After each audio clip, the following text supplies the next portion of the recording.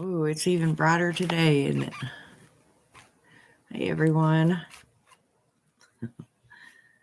As you can tell by the title of my video, uh, just kind of curious about what y'all think about, I don't know, I guess you call them your final wishes. I'll wait a few minutes and see if anybody comes on here. Pet my jesters down here.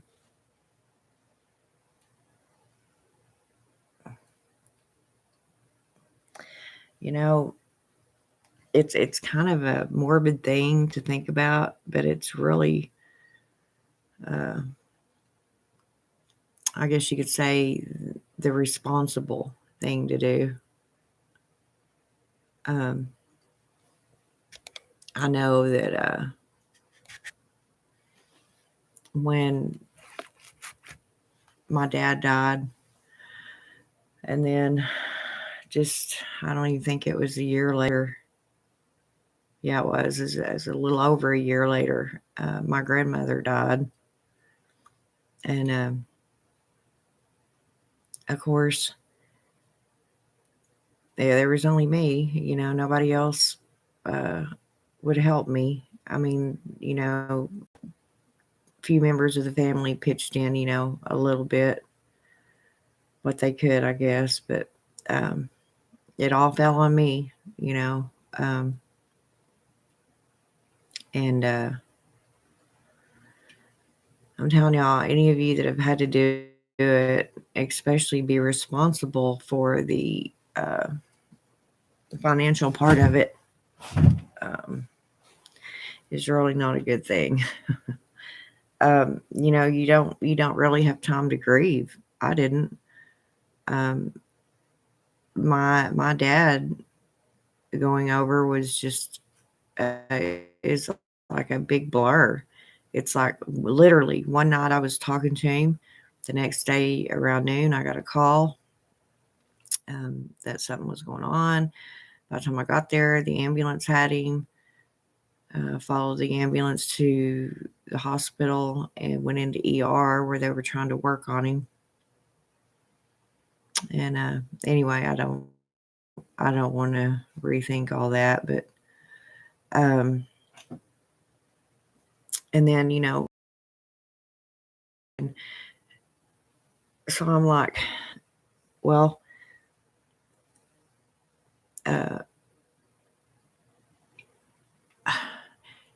like I said, you can't grieve. You've got to plan this and plan this, and I mean, we literally had hundreds and hundreds of people at his funeral. All the cousins came from, all over the place, and um, I wanted the best for him. I wanted the best coffin. I didn't even know at that time, I think, that they put you in a vault. I didn't know those little details, and you have to pay for that vault. Where you have the service at, whether it's in a church or at the graveside, just little things that adds thousands of dollars to that funeral, guys. Now, no offense to funeral directors, but they ought to be tamed down a little bit. I mean, it's just absolutely ridiculous. It costs you more to leave this world than it does to come into it. It's just ridiculous how much these funerals are. And every tiny little thing costs money. You talk about itemizing every little thing that they do. So you have to be careful. Okay. And then, okay, after all the expense, we're talking, anywhere at the very bottom line, 10,000. If you get a decent coffin, a decent vault, very bottom line, you're looking at $10,000 minimum. Okay. Now I got lucky, and we have a cemetery out here, actually right down the road from where Daddy lived, literally around the corner. Um, that's free. You can actually uh, put your people in there for free. Well, if I'd have had actual time to think about it, it happened so quick, and I went with my heart instead of my mind, and most people do. And that's what these funeral directors count on, you guys. Okay, they're in it. They got to make money too. You know, one of them coffins, just per se, I don't know. They may cost the purchaser $2,000, and they turn around and sell them to you for 10,000 or 15,000, depending on which one you get. It's a racket, guys. It really is. But like I said, it's their way of making money. But what I don't like about it is they're preying on the feelings of very vulnerable people. Um, Truly, it's just almost inhumane. They know that these people are grieving. And I literally had one of the funeral directors, whenever I was picking out my dad's coffin, and he said, well, I guess if you don't want the best for him, he literally fucking said that to me. When I got, I guess I was just kind of like a walking zombie at that point. But when I got home and I thought about, all the day's events started coming back, and when I thought about what he said, it made me mad as hell. Okay, it really did. It was very rude. Just you know, it just should not have been said. And I don't even think at that time I knew about the vault, to be honest. I think I did, but I just went, okay, whatever. I mean, what else are you going to do? You're trusting these funeral directors because I'd never done anything like that before. So anyway, all this time later, and I had a brother at the time that was planning on helping me. And little did I know he was sick.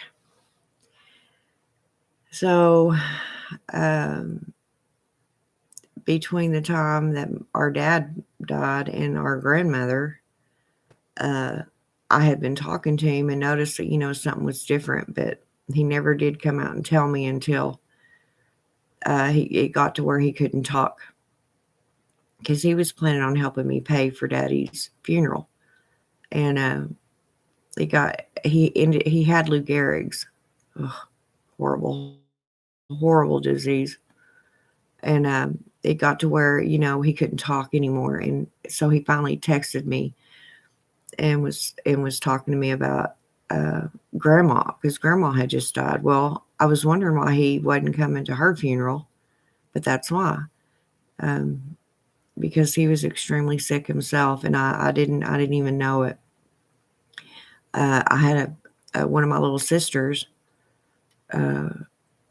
finally told me what was wrong with him, and I kind of got mad. I went ahead and planned grandma's funeral, and at that funeral, I still hadn't gotten Daddy's paid off, so the funeral directors were looking at me, with not so good of eyes, and I had to go the cheaper route with grandma, which made me feel bad.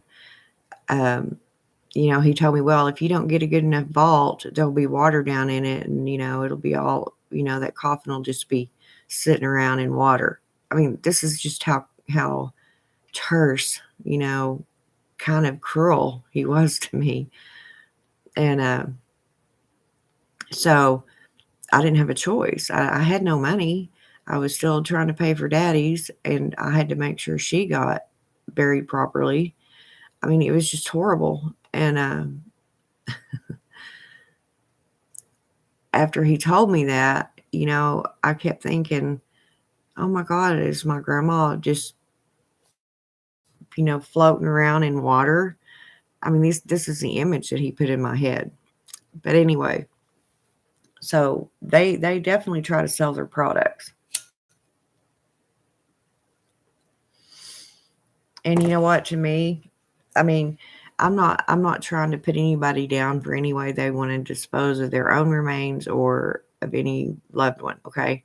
I will say you're littering up the earth, okay? Those coffins will be there forever.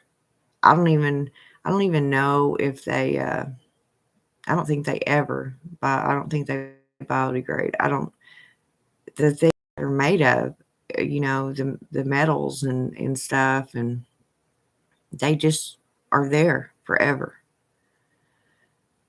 Well, I mean, you think about it. Uh, you know, billions and billions of people that are buried.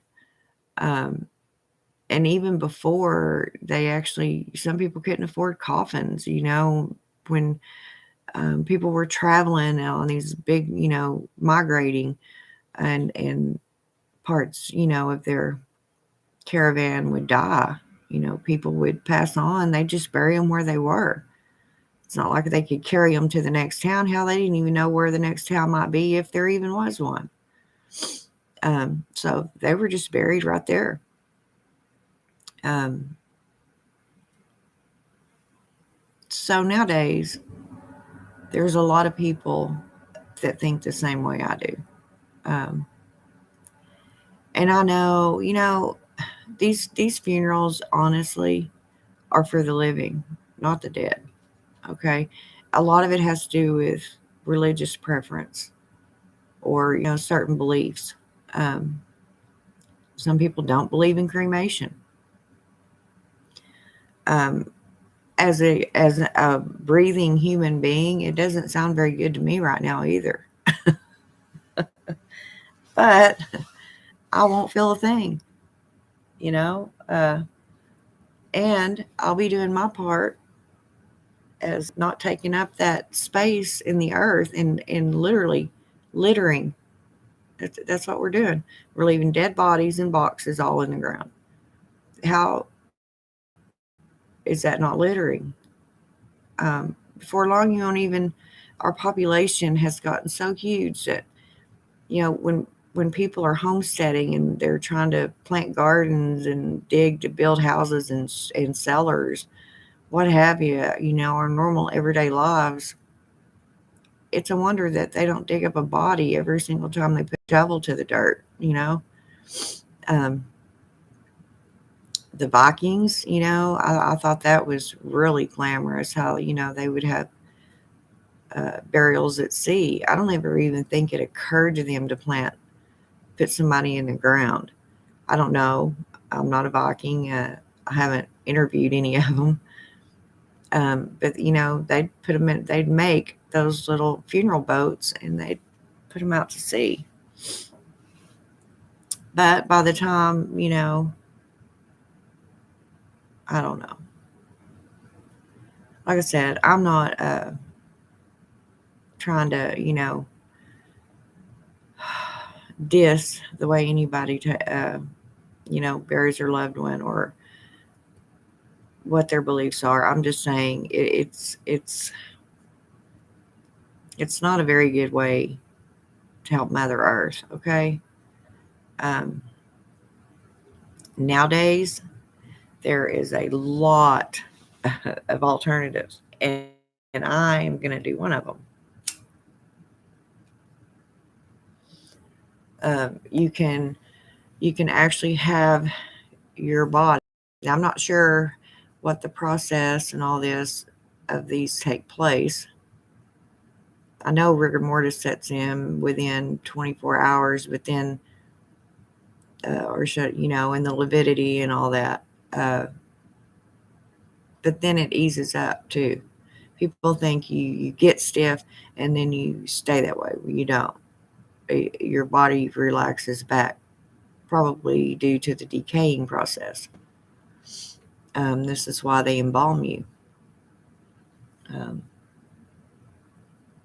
but in that embalming process, you know, I mean, it's all, and it can't be healthy. I mean, yeah, you're in that coffin, the embalming fluids and the body fluids, and just, it's kind of gross if you think about it. Uh, and a lot of people don't think about it. That's the whole thing. It doesn't, it's not one of my favorite subjects.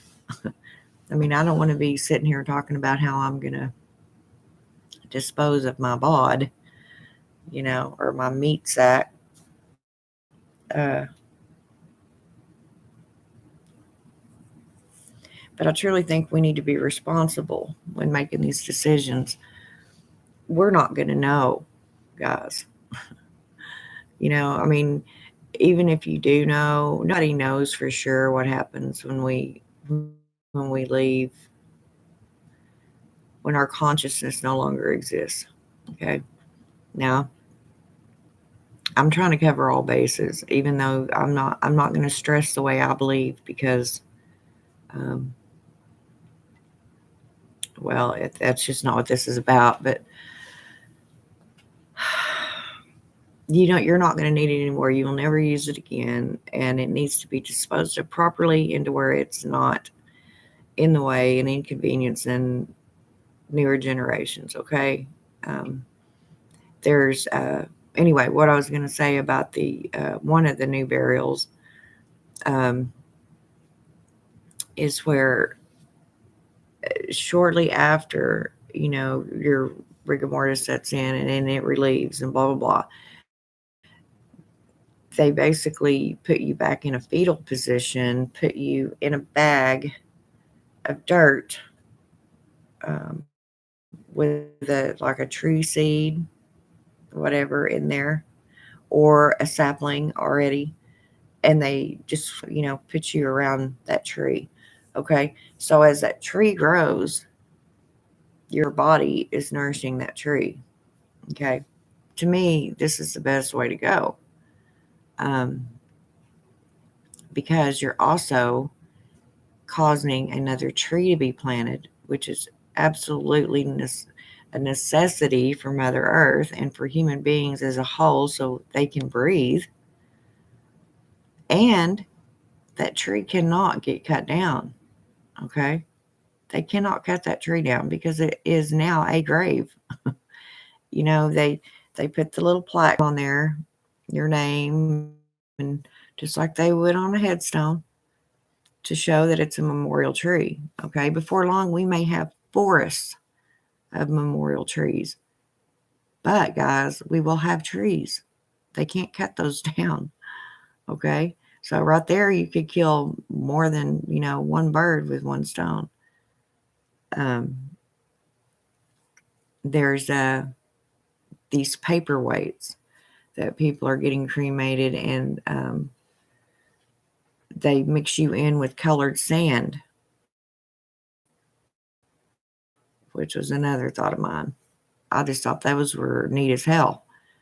And has a memorial plaque on the bottom, and there's all different kinds to choose from. Different, you can have yourself put in a little glass mushroom if you want, or a witch's hat, or cauldron, or whatever you want to have, you can.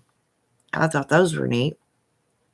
The only thing about that is, what happens, okay, like say this little decorative piece of blown glass goes to my daughter or my son, or they share me, they have custody of me. One will keep me 6 months out of the year, the other keeps me 6 months, and so on. I don't know. But what happens if they move or they die, and then your grandkids, and then, eventually you're going to get lost in the shuffle, right? Unless somebody just looks at the bottom of that and sees that there's actually ashes in there, you could get sold at a garage sale. Somebody might think you're just a paperweight, um, and, and sell you for $1. Isn't that funny? Uh, but there's that way. And of course, there's cremation, which has always been around. The only thing that gets me with cremation is we're trying not to put so many holes in the earth, right? So what do people do? They get cremated. They still buy a grave plot. Okay, this huge grave plot for an urn, maybe that big around. Okay, 6 foot hole. I don't know that they go that far down in with just urns. I don't know why they wouldn't. It seems like they do it even more so with an urn because they're more apt to be movable under weather conditions or whatever than a big, huge, heavy coffin. But yeah, they still put that hole in the ground. A lot of people. I mean, then there's mausoleums and there's still all the debris. And I don't mean to sound callous. Trust me, I love to this day my daddy and my grandma and my family that's gone before me, my brother. But they're no longer there. They're here and they're here, which is where they will be until I am no longer here. Um, all these things that we do, guys, are for our benefit, not our deceased loved one, okay? And this is what them damn funeral directors count on. I'm sorry, but I believe that they are just, well, it's highway robbery, legal robbery and taking advantage of people. Um, because like that one said, well, if you want her floating around down in, water, I guess you can go with the cheaper one. That's what that son of a bitch said to me. Yeah. Tell you what, it didn't make me happy. And I wasn't already happy. I mean, I hadn't even gotten over my dad leaving me and then my grandma, which is like a mother to me. And, I just couldn't deal with everything and the financial burden. And my husband at the time in one ear griping at me about that too. I can't believe you put that in your name. Well, what was I supposed to do? You know, let them wrap him in a sheet and throw him in the ground. What do you pose I do? With nobody helping me. Anyway, so um, with all my health scares in the last several years, and even before I kind of started thinking about it, I really don't want my kids to have that kind of burden. Um, I know this sounds like a life insurance commercial, don't it? I assure you it's not. Um, I don't even have any sponsors, much less life insurance. But it really got me thinking. I sure don't want my kids to have to go through all the living mental hell. And that's what it was. It's a mental hell that I went through just trying to properly bury my loved ones. And I didn't even have time to grieve.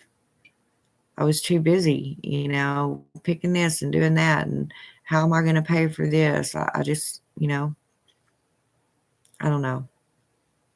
Um, it was just a horrible thing. So, I'm always looking at other ways and cheaper and better for the environment. I can't think of a better last thing that I do here on earth as a witch than to dispose of my remains properly. When I mean properly, I don't mean put them in a non-degradable box in the ground, which they have them now too, by the way. They have degradable coffins. That still don't make any sense to me. How are you gonna like people put up the headstones? Well, he was here. He biodegraded. At least someone's trying. um, and I'm not trying to sound harsh, you guys. I'm being a realist. I'm being a witch. Like I always say, our main job is to take care of this earth. And putting a bunch of crap inside of her and it's sitting there for eternity isn't taking care of her. It's littering. It's taking up space that eventually the living will need. Um, you buy a piece of land and you go out and you want to start farming it. So, you start getting it cut up and tilling it up. And all of a sudden you start hitting coffins or, bones pop up because people are everywhere, you know. Um, there's better ways. Uh, Now, what got me thinking about this was I was reading that one of the, I can't remember what his name is. I should have wrote it down. I know. Uh, One of the main guys in space travel. I'm sure y'all probably already read this, but I can't remember what his name was. But he has been buried on the moon. Now, I don't know if this is fake news. From what I researched it and I didn't see anything that said it was fake. But he actually, number one, I don't know how they did that when there's no gravity on the moon. He must be weighted down, but that's beside the point.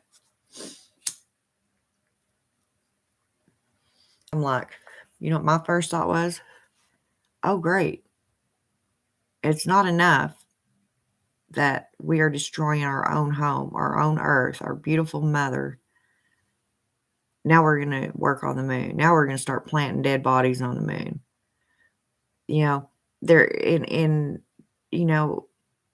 I'm subscribed to these channels that are in, NASA that shows the videos of them going out and trying to find other habitable planets. I'm like, really? And I know that it's in the name of progress of mankind, I'm sure. That's not how I see it. I see mankind going out there to find another world. Yes, we may need one because we're already destroying the one we're on. So we need to go find another one we can move to so we can destroy it too. Don't make any sense, does it? The billions and billions of dollars that it costs for all this space research, to build these rockets, to pay these astronauts. Yes, I like watching it. I like knowing what's out there. Don't get me wrong. But we need to take care of our own planet. We need to mend her. We need to try and heal her if at all possible, if it's not too late. If they have that much money to send a man to Mars or Mercury or, build this little, $5 trillion tin box, is what I call them. I know they're more, uh, glamorous than that. And, it's just what I like to call them because that's what they look like, with a tin box with an antenna floating around, these little satellites, and all of this money going to that. And they bitch about cleaning up our oceans so that our sea life can live. Or they bitch about paying somebody to go plant trees so we'll be able to breathe. This is what aggravates me about mankind. Their loyalty lies everywhere else but the very core of our existence. Okay? They're always thinking so far outside the box, which is progress, which is what mankind has always done. We've always strived for more and more and more and more. Now look what we've done. We're destroying everything around us. We're even destroying ourselves. I mean, I'm not understanding these people every time they go cut down a damn tree. Do you not understand? Yeah, to you, oh, it's just one tree. No, it's not just one tree because that's not the only one you've cut down. You've cut down forests of trees. Do you not understand? Do you not remember way back in physical science, what, in the 8th grade, that you've got to have them trees to breathe? We have to have them on this earth somewhere so they can circulate. Yeah, a lot of places, the deserts and blah, blah, blah, people say, well, they don't have trees. Okay, but the trees everywhere else in the world, they get together. It's all a system. Read your science books, people. You don't even have to read anymore. People are so lazy they don't want to. Look up a video. Um, I just don't think people understand how important, there's other things we can build homes with, you know, there really is. You can build them out of bricks, stone. Leave the trees alone.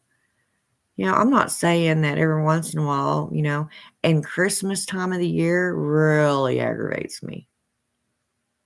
Really aggravates me because you have literally these farms of evergreen trees that people just cut down.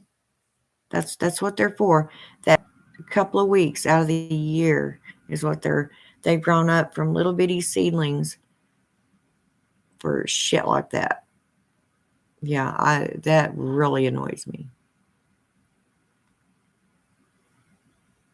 I do like the idea that a lot of people buy fake Christmas trees too.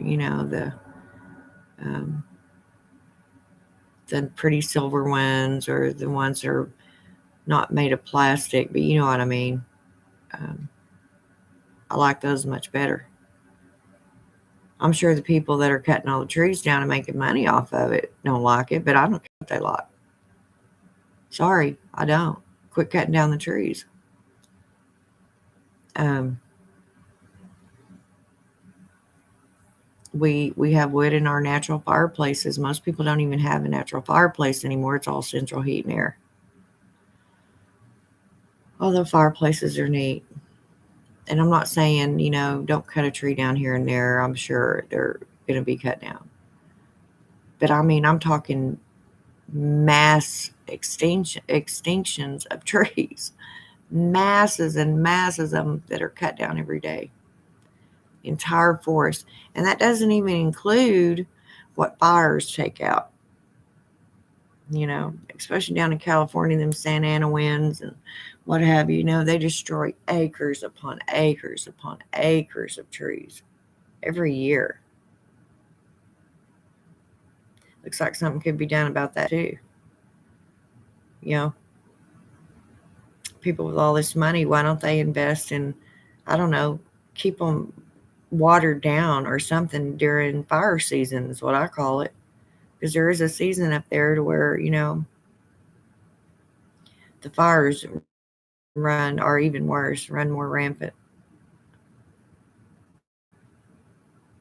So you can't tell me if we can figure out a way to view Mars and even Jupiter now, and you're going to tell me to figure out a way to save our forests from being cut down from fires. Mankind just has their loyalties everywhere but where it should be. And I just think your burial is a big way of making your final statement. And if you leave it up to your family, they're going to do just like I did. Of course, at that time, I wasn't even thinking the way I do now. I would have if I'd have sat and thought about it, though. The thing is, I never sat and thought about it.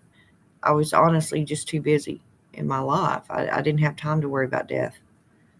I was too busy paying bills so I could live back then. But, since all that has happened, it truly has made me consider what is the best way I can go out and leave as little trace except in the hearts of the people that love me. And even after they go on and as time goes on, that'll disappear.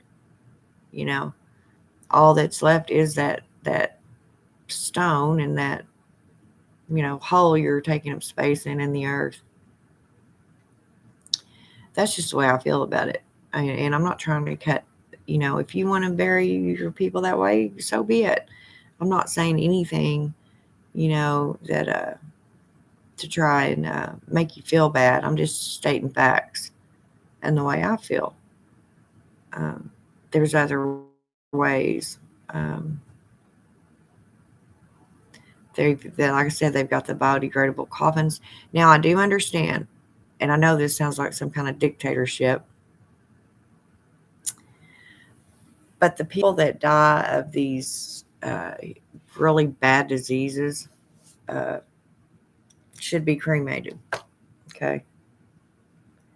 Um, there are some of these that honestly end up back in our soil, people, and they lay dormant for years and years, and they get smarter and smarter until they wreak havoc on the earth in a different form again. Same or even the same disease, but even smarter. Uh, and when I say smarter, like they've got brains, they kind of do, because that right there just shows you that survival is top notch and first priority in any atom. Okay. uh, and we're made up of atoms. We want to survive. Well, so does that disease. So does that sickness. And they will. They'll figure out ways to survive. It's really kind of neat how they do that. You got this little bitty tiny bad cell running around, microscopic cell that's probably thinking harder and better than most humans do nowadays, because it's in survival mode. It's trying to figure out a way to uh, it exists, it's got to attach, and it's got to reproduce. That's all it thinks. Yeah. We're the only critters that actually sit and contemplate and plan things out. Did y'all know that? So tell me why this earth is in the shape she's in, and why people are just crazy. I mean, I'm sure there's always been things going on, but people nowadays are just really not all there. Um, but yeah, this could be one way that you do something at the end of your time here. I'm not saying you have to help it every day, but at least when you leave it, don't leave behind a bunch of crap. You know, um, dispose of yourself properly. Um, not saying that buried in a coffin ain't proper per se, but I've explained why I don't like that. Um, a lot of religions don't believe in cremation. I don't know why. Um, I guess they think you're not supposed to destroy that body. Okay, people, your soul is no longer in that body. Okay, it's a meat sack. It's a freaking meat sack that is just going to decay, rot, and start stinking. That's what it is. Your essence, you have moved on. Your loved one has moved out of that body. It no longer is in that sack, that meat sack. It don't need it anymore. Well, the earth don't need it just laying around in a box either. Do you understand where I'm coming from when I say these things? And I'm really not trying to be hurtful. And I know people are still going to do it this way because they have that right. I am asking to try to think of better alternatives. And I know the funeral directors are going to hate me because they're not going to be, making, you know, millions of dollars off this crap. That's not needed. That's littering. It's expensive litter. Yeah. So, I mean, y'all can tell me what you think about it in the comments. But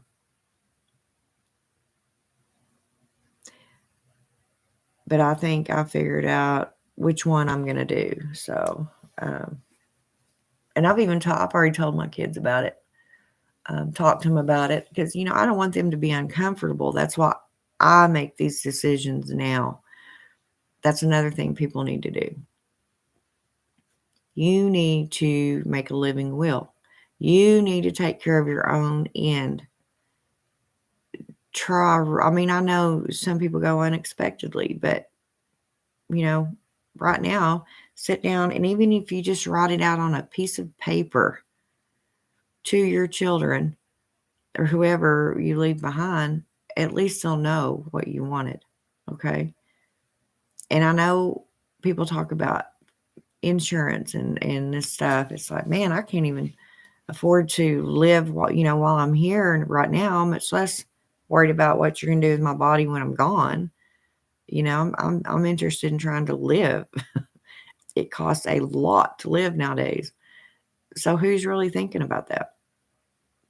And it is a morbid subject, and it may be something you want to discuss with your kids. I've asked my kids, would this make y'all uncomfortable if I go out this way? Would you be comfortable? And they don't even have to do anything. All they have to do is give a piece of paper to somebody else, and it would all be taken care of. Of course, it's still going to cost money, but not near as much as it would. I just about croaked when I seen that funeral bill. Come on, guys, 17, 3 zeros dot 2 zeros. $17,000 for one funeral. The coffin itself was about 10,000. It's just ridiculous.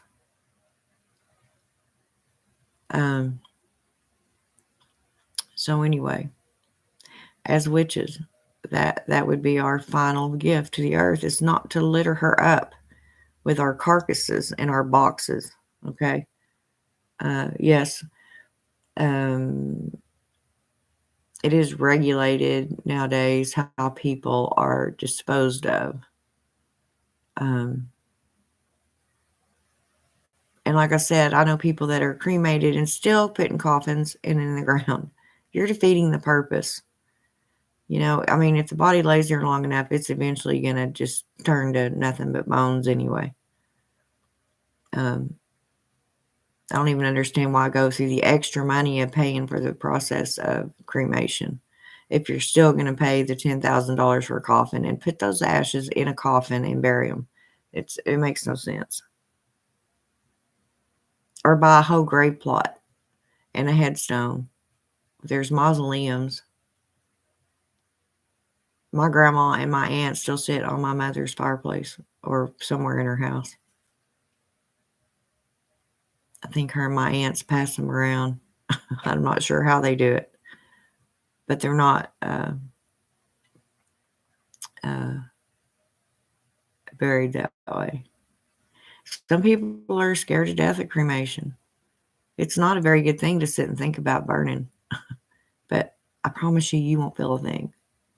Okay. It's not even, people are so caught up in their religions that, and I've even heard some people go, well, I'm not going to burn my body. I'll go to hell for that. What? Where in the Christian book does it say, if you cremate yourself, I'm going to send you to hell? That's just another flipping crazy stuff religion does. This is about responsibility, practicality, and preservation. Okay. That's all this is about. And being responsible with your own leftovers. I'm not 100% sure what goes on after we leave this meat sack. No one is. And isn't it funny, while I'm on that subject, isn't it funny how your ghost radios or your ghost hunters that actually have conversations with these ghosts if they ask them what the afterlife is like, I don't even know of any of them that do it. I've done it. I've asked them on my ghost radio, and there's not ever a response. I heard something years ago about an oath that you take that in the afterlife that you cannot reveal those secrets to mankind in living form. I don't know. I just know none of them have ever said. I've heard the closest I ever got was I was on my ghost radio and I was having this really neat conversation. Probably the only one out of thousands that really made any sense to me and really made me think it could be real. Um, was when I asked them, well, what is it like? They told me, I asked how they died, and they said wreck, and then car, and then uh, I said, well, what is it like? And then I heard dark, cold. Well, I don't know about that, guys, because I try to think scientifically too. We're not in this body, okay? We are not going to feel anything. We don't have the skin with the nerve cells underneath there for touch sensation or pain or even emotion. Okay. What controls our emotion?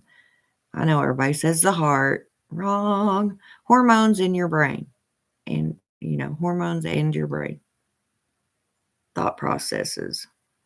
You're not gonna have that if you're dead, right? I guess it all depends on how you want to look at it. When you go into different forms, the souls, what the actual soul is, which welcome to age-old thought processes. Hang on. Hey, Jesse.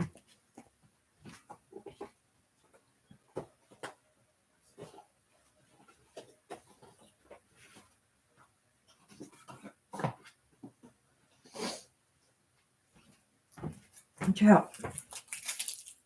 But yeah, I'm not trying to be morbid, I just, it's something that everybody really needs to think about. And trust me, it used to scare me to death. I'm still not happy about it. And I even used to think years ago that's why people developed religion. Because I wasn't, the only one that sat around wondering, I'm going to die one day. That's horrible. Why do this? Why live in this big, beautiful home? Why do this? Why do that? I'm just going to die. That's the way I used to think. I mean, for what? What am I doing it for? The simplest answer I could come up with was to make my life as good as possible while I'm here in this existence. I want to stay warm. I gotta feed all the needs that this meat sack requires for comfort, which would be sustenance, water, warmth, comfort, even love, our emotional stability. Everything that is required for the upkeep of this meat sack we call home right now.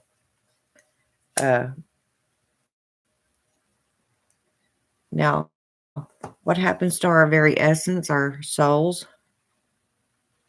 We won't know till we get there. That's why all these people, I think that the favorite pastime in the world is to figure out what happens when we die, where we go, what we become, or if there's anything. To be honest with y'all, there for a very long time, I didn't believe in anything. It just wasn't, there wasn't any scientific proof. And y'all, I've been a witch this whole time.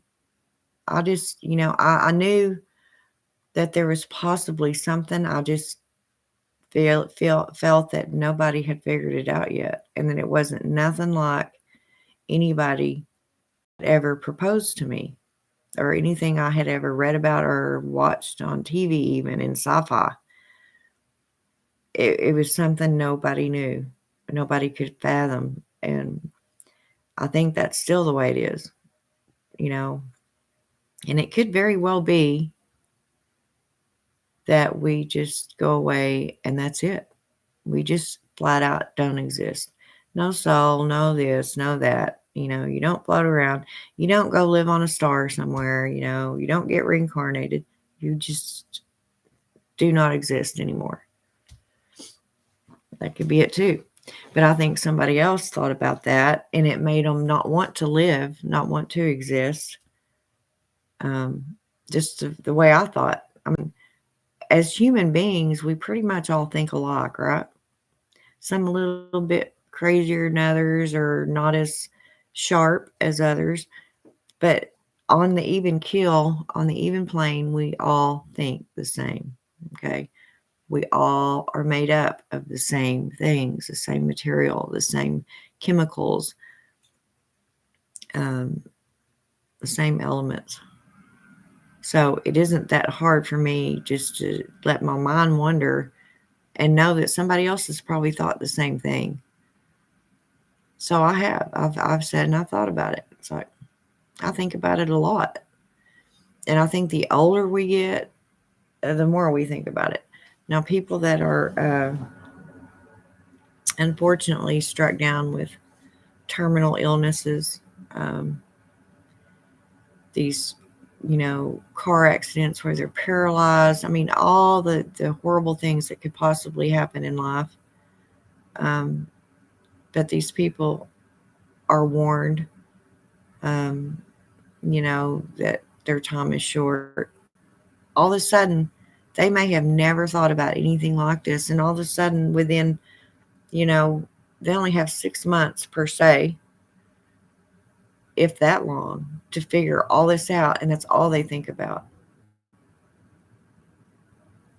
Or to plan their own, you know, disposal.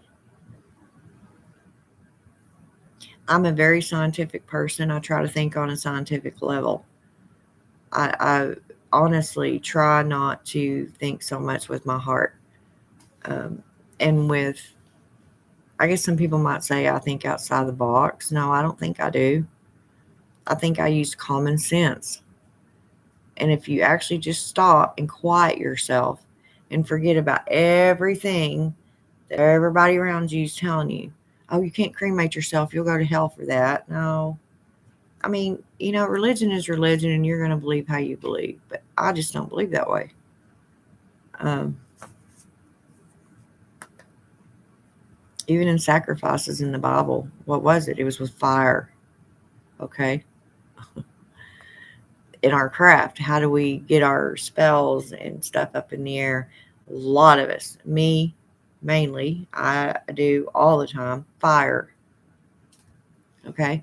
Whether it be in my cauldron, whether it be in my kitchen on my stove, there's fire under my herbs, or whether I'm sitting here with a candle in front of me and I'm burning those herbs, it is fire. I'm putting all that in the universe with fire. So why not do that with your body? You know? I don't know. I don't know. Uh, there's even way more morbid things going on. And I'm not going to talk about it. I want to really bad, but I'm not going to talk about it. And no, I'm not talking about the people that donate their body to science. To me, that's not morbid. To me, that's even further helping. If you can do that or feel comfortable doing that, do that. Okay. Donate your body to science. Um, you just don't even know who you might be helping 100 years from now, you know, or donate your organs. Okay. If you have things that are still functionable and will do somebody some good, donate them to the family members that go, oh, I don't want you taking anything out of my baby. Are you insane? To me, God is forbid. I don't even want to have to try to think about it. But if something happened to one of my children, and say they were brain dead, okay? Oh, don't even. I mean, I have to say this because I'm using it as an example and as what would affect me in the worst way. Uh, I know my first thought would be, no, you're not taking my baby apart. You're not going to do that. That would be our very first thought, probably, right? Okay. And understandably. But then my other mind would kick in, take over. It's like, nope, nope, nope, push that out. Now, if my child's heart is still beating and this other kid is laying in the same hospital that if he doesn't have a heart in 72 hours, he's going to die too. Am I supposed to tell that surgeon, no, let the heart stop and it be buried with my child? Or do I say, yes, take his heart, put it in that child so that child can live? Yeah, that's what I would do. Sure would. And then I'd stay really close to the other child, or try to. Not so much that it's neurotic or anything, but just knowing that my son's heart is beating in that child or my daughter's. My child's heart is still living on. To me, that's fantastic. That is a piece of my child still existing on this plane. And to me, people want to think that a bad way. Well, that's not how I would think of it,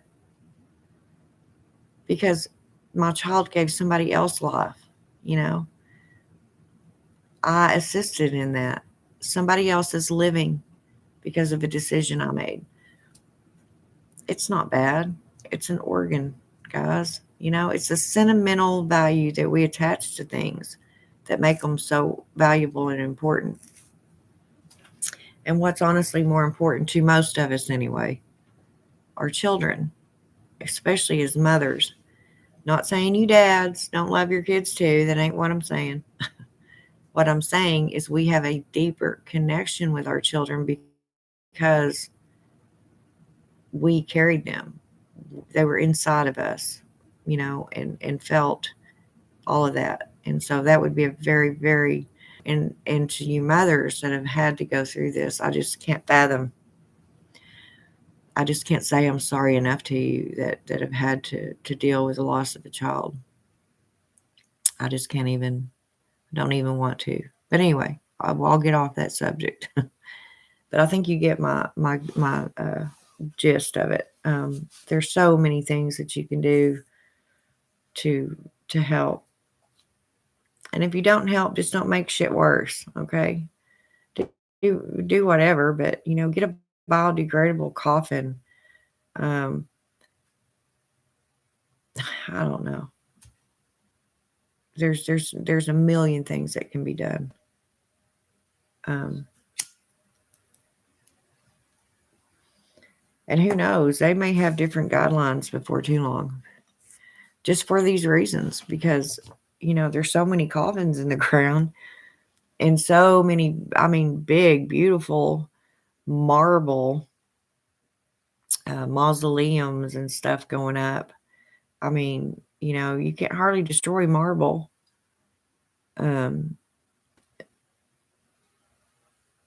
we can't possibly just preserve every single thing and everybody. I mean, I guess that's, most people don't have the money to pretty much buy a small house made of marble to put your coffin in, which to me sounds a little vain. And I'm trying not to judge people, but I'm just telling y'all this is how I think. When I see something that big in a cemetery, and you think of all the money that went in to building that final resting area, what kind of ego that person must have had. And maybe they didn't do it it. Maybe they didn't have it done. Maybe their family did. And maybe they did that because, like I said, we want to show how much we love someone. So this is a human way of doing that. Hi, John Doe. This is the human way of doing that. The more expensive, supposedly, the better it is, right? Even men, when you buy your woman an engagement ring, in the first thought in your head is, oh, does it cost enough? Is she gonna like it? Am I being cheap? You know, same way with cars. Anything humans buy, it's got a price tag on it, right? It's not even so much out of convenience or probability or capability or usability. It's what it looks like, how much it costs. To a lot of people, it is that way. But anyway, I mean, to each their own. I'm just trying to put a little mouse in your pocket, little idea in your head, to maybe do something um, a little bit better for the earth, for our environment. Um,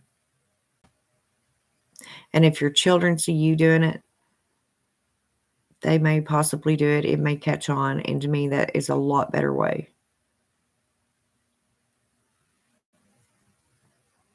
I personally enjoy ostentatious catacombs. It provides a great sepulchre for the great Duke, Boone, and their legions. Tomb of Alexander, Macedonia. Oh, yeah.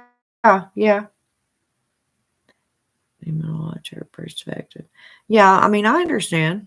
I mean, um, I really do. What I'm getting at is before long, there won't be room on the earth for the living because of the dead. Okay. You build all these huge monuments, and um, to me, is it just horrible? I don't think anybody's that damn important. I mean, my kids are pretty important.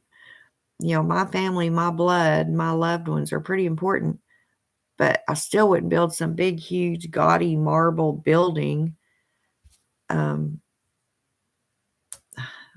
it just don't seem proper. Is that a good word to use? It seems show offy. Like, looky here.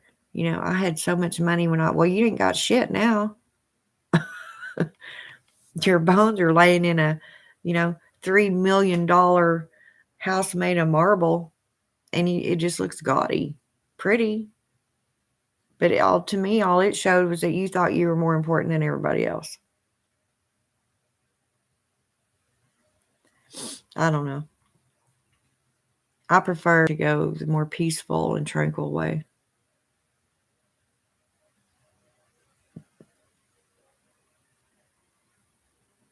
Dow jeans.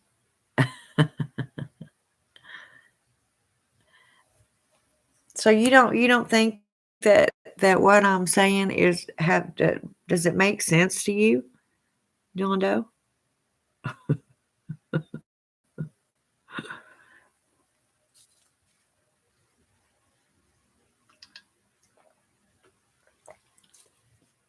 I'm trying to differentiate between the bones of your slaves and those of your ancestors. I am in a.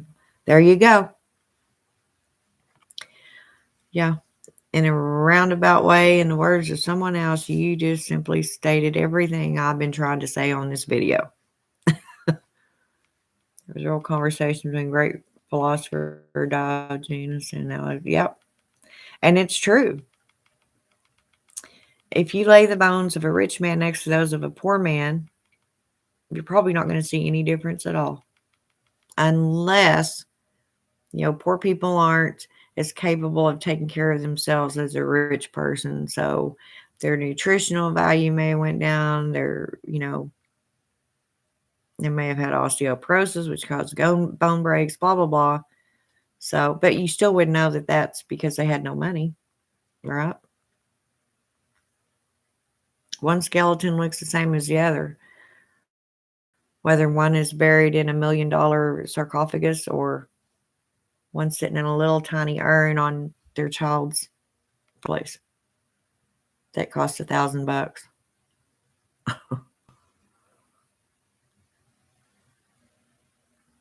The street sweeper or lowly creeper, all are equal in the eyes of the reaper. The last words of a death row. Yep. Very, very smart words, actually. Too bad he didn't live his life that smart. He wouldn't be sitting on death row now, would he? But I understand what he says. I understand it.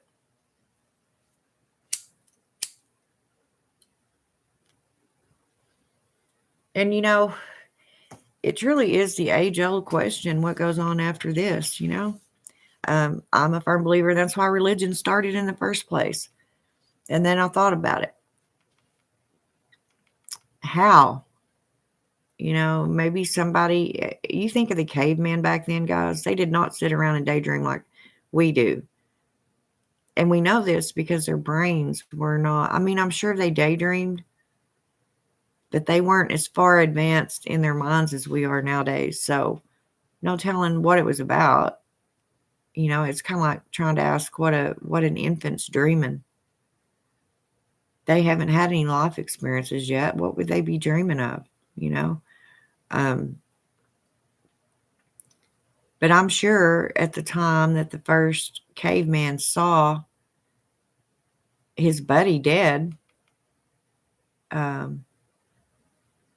it automatically put his mind into a whole different gear. It couldn't wake him up. And then, after days and days of him laying there waiting to wake up, he figures out that he's not starting to smell good. There are two perspectives to religion. It is real and it is not. If it is real, then it comes from God or whatever you want to call it. If it isn't real, then we made it. Exactly. And, for a long time, I was swayed to the other. It's like people are so afraid of dying, and they really are. I mean, that is one thing that scares most people, or should I say, at the very least, intimidates most people. Just trying to imagine you not existing at all anymore. Where do we go? Is there anything else out there? It may have been created to make people not so afraid of dying. So therefore they could live their lives better. If you sit around all the time and you're afraid of dying, you're not going to live, right? Yeah. I mean, this is a rabbit hole people could go into for hours upon weeks, upon years. I mean, it could be it's a nonstop conversation because everybody has their own hypotheses, but nobody really knows. And as witches, we claim to converse with the dead. So why wouldn't they tell us what is actually out there? Because they're not allowed to. They're not allowed to divulge that information. That's what I've been brought up to and taught. They're not allowed. But then also, too, when I hear them saying how cold they are and it's dark and this and that is not something I look forward to. Being conscious enough to know that you're cold. How would you be cold if you don't have a body? Well, if you are speaking to the dead, then it kind of proves the afterlife. Yes, that's what I'm saying. But they won't tell you, like I was saying earlier, I've had one tell me it's cold and it's dark. Okay, well, that's not something I look forward to. I don't want to be cold in blackness for eternity. And you no longer have this nerve meat sack. You don't have those feelings. How are you going to be cold? It's like people wanting to feed ghosts. They don't have a stomach, people. It's symbolic when you have your dinners, like on All Hallows Eve, we have our ancestral dinners, or whatever we might do, we know that they're not going to eat that food. It's there as a semblance. So what do we take after that food? Us Hecate followers, we'll take it to a crossroad. We leave it there. We turn around, walk off, and we don't look back. In reality, that's our gift. That's our. I just went blank.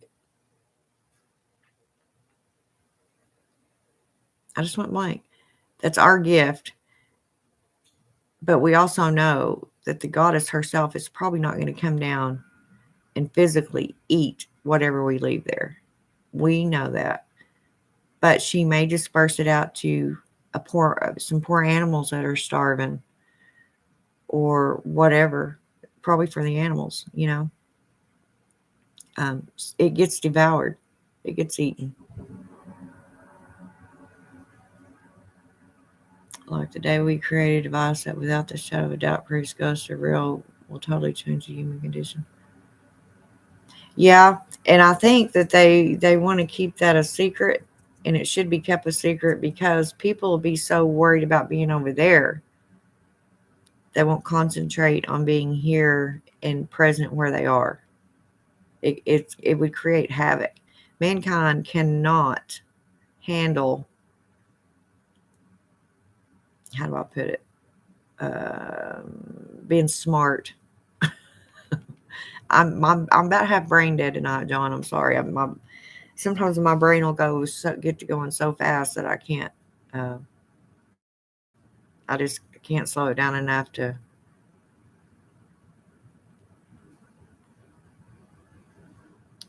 Subjective, yeah. As a follower of Belial, I give sandwiches to squirrels. Yeah, yeah. I mean, I do all that. Amen. And that humans cannot handle. They can't.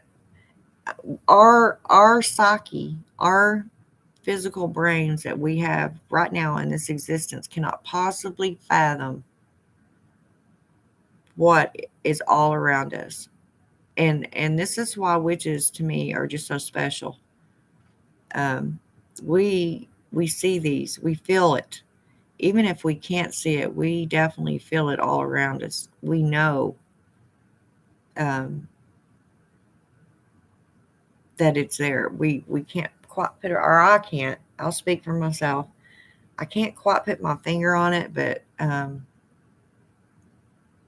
and sometimes I get mad. I'll talk to Hecate and I'll say, "Why? Damn it! I'm tired of this. Why? Why? What have I done so wrong that I deserve this?" I go into the whole spill with her, and she lets me vent. And this is okay. Carry on. Go on about your business. Don't be a whiny ass. That's Hecate in one of her forms, whichever form she needs to take. People call her different forms. I call it different personalities, you know, and we all have them. I mean, my kids growing up, I'm sure that there were times they thought I was possessed, that, there was something else in there besides their mama. I'd get so mad or so beside myself with something they've done. And, then the very next evening, I could be a sweet and kind mother that sang and rocked them to sleep. That's Hecate. She uses whichever attitude she's got to have with you at the time. Some people call them epithets. I call them attitudes, personalities. Bremo, when she gets pissed off. Only a fool attempts to understand destiny. Yep. It's just not within our comprehension. Hecate is like Janus in the sense that they have multiple faces. I wonder if they aren't the same entity due to their similarities. Uh, you know, I did a video on this actually. There is a lot of triple goddesses. You look at the Morgan, usually there's one in each nationality or pantheon. Irish, it would be the Morgan. A lot of the Irish goddesses. It was said that Bridget um, was a triple goddess. I haven't found anything that proves that, but there's a lot of them. And Hecate, if you research her, she kind of appears in each pantheon in one shape or another. Even in the Egyptian pantheons, you hear about Heka. Uh, it says that it was a male Egyptian god of magic. Well, there was one time when all the females were taken out of pantheons.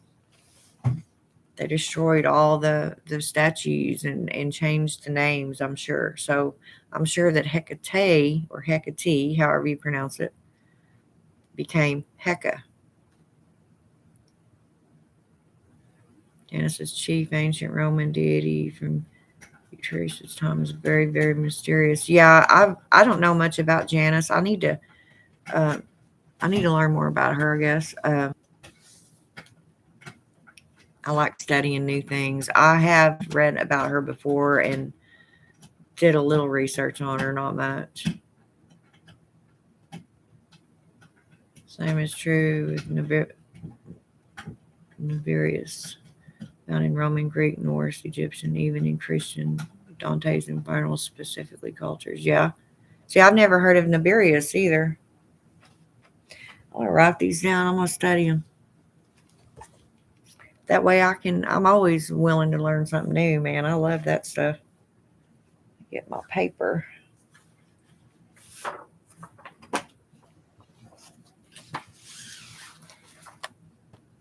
Nabirius.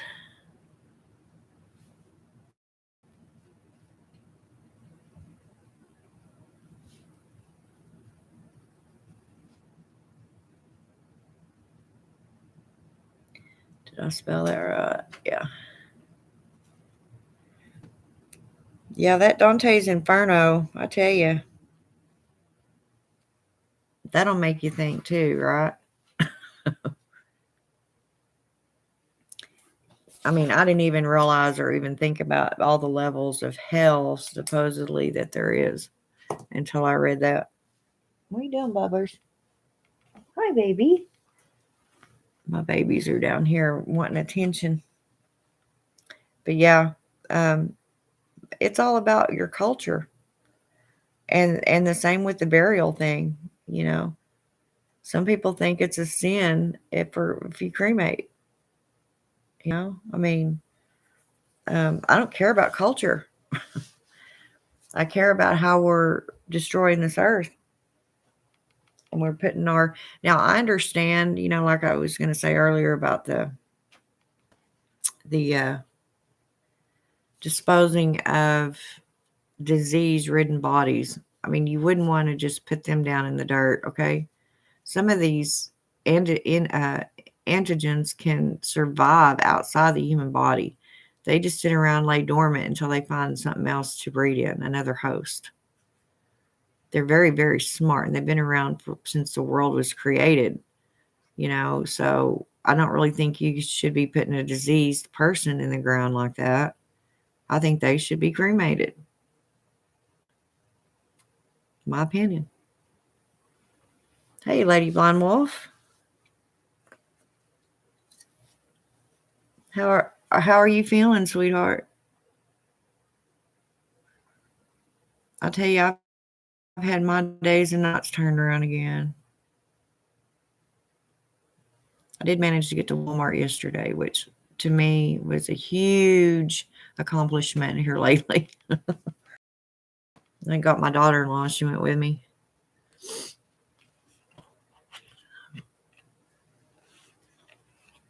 Oh my God.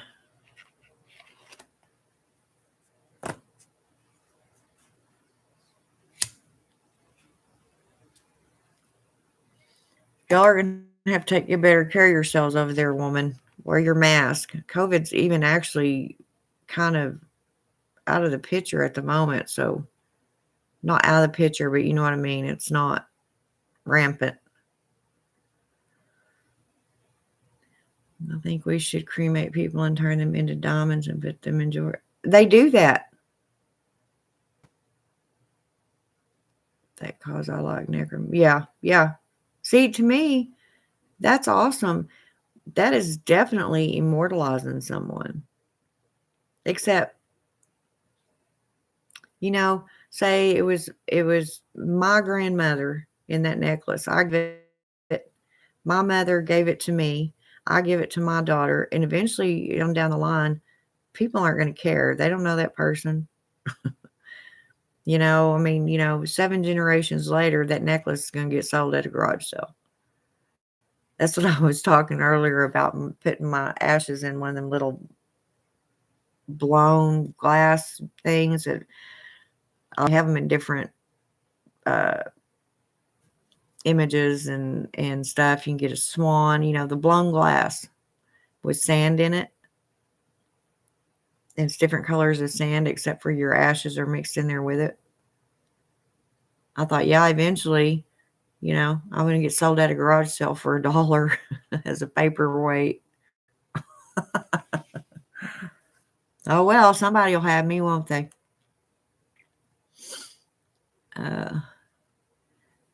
Influenza A and B have been making, yeah.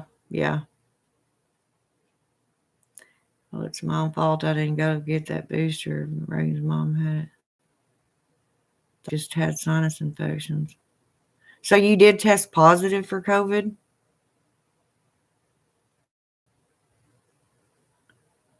I guess so, or you wouldn't be saying you had it.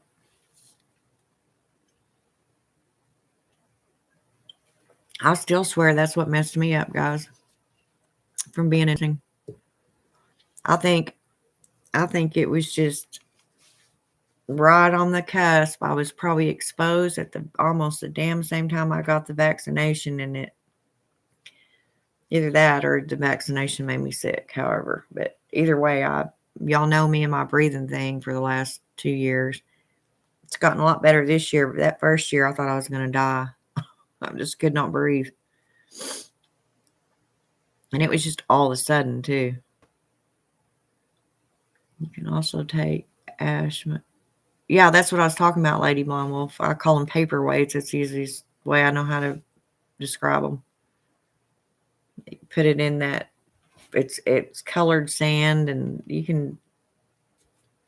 they've got several different designs to choose from. I saw where somebody had their ashes in one of those glass balls, and it got, yeah, but I'll end up at somebody will buy me somewhere for $1. Sorry, John, but yeah, that's what we thought we had, but we took a COVID test. Yeah. Yes, tested positive. One's made out of bone cell. Yeah. I could see why. Very natural. I couldn't even get a prescription from a clinic. Had to go to out-of-town doctor to get meds. How come?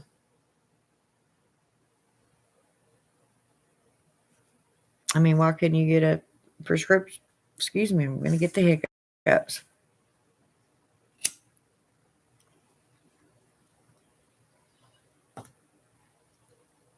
Oh, and before I forget, my weight, I really haven't really 100% worked very hard at losing it. I have cut way back on my eating. But I seem to keep fluctuating from between 170 and 165. Like one day I'll weigh, and I'm sure it's how much water I'm retaining that day or what have you. So now this next month, I'm going to try even harder and implement other things, I don't know.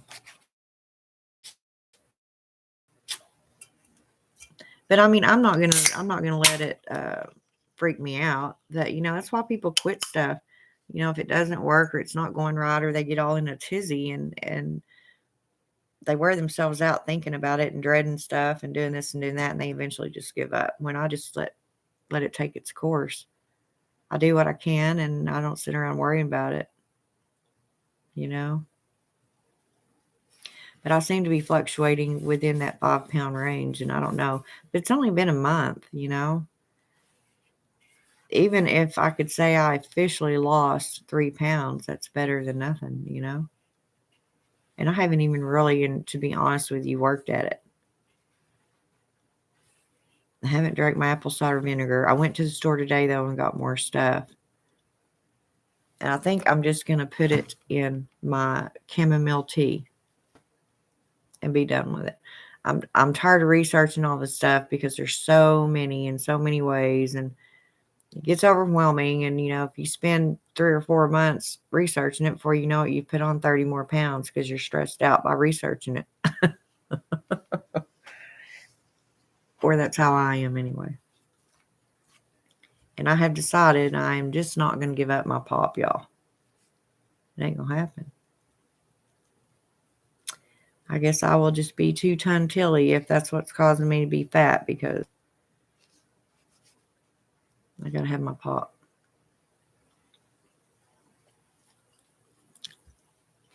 Granted, I don't drink as much of it as I was, but anyway. Because a policy was created by the clinic, a basic no tolerance policy, and they won't even. What do you mean a no tolerance? Huh? Because a basic policy was created by the clinic, a basic no tolerance. It's America, John Doe. The United States.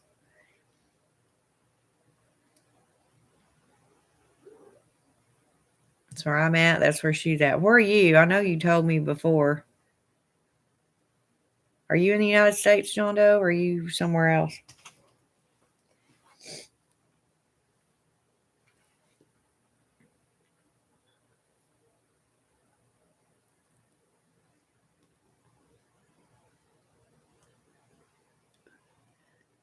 Hello.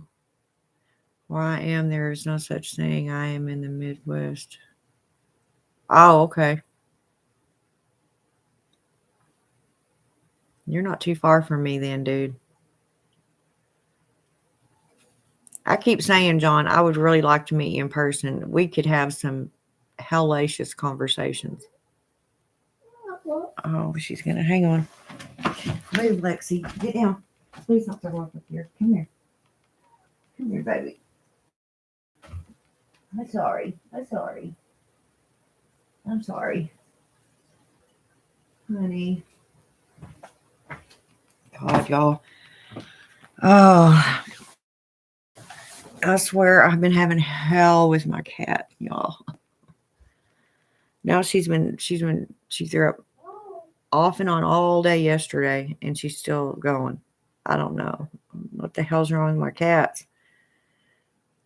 And we've already spent so much money on her. Oh, I don't get it. I don't know, y'all. I'm sorry if you can hear that. I can't help it. So it's my Lexi. God damn it. She makes it just hurts me to my soul to see her sick. Okay, where are we? They won't let you in, and they won't call it any prescriptions for you. Why won't they let you in if it's a damn clinic? I mean, that's the part I'm not understanding. Why are they even calling themselves a clinic if they don't see people and don't give them medications? People would freak out if they couldn't get medications in Mass where I live. It would be hysterical. Yeah. My Lucy has health problems too. Yeah. I just went through, she evidently had a fungal infection in her lungs. Been through 3 months of on pills, off pills, on pills, off pills. Now she's off for 30 days, and I have to take her back to get another chest x-ray. What's the matter with my girl? What's the matter with my baby? You better stop that. Oh, there she is. What's the matter with my baby? What's the matter? Y'all can see her ear. Don't you throw up on here.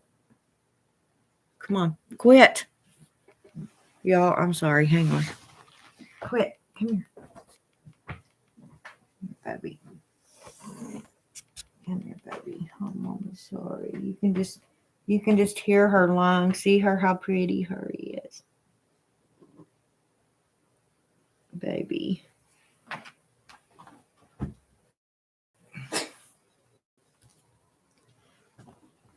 You know, she'll cough and sneeze and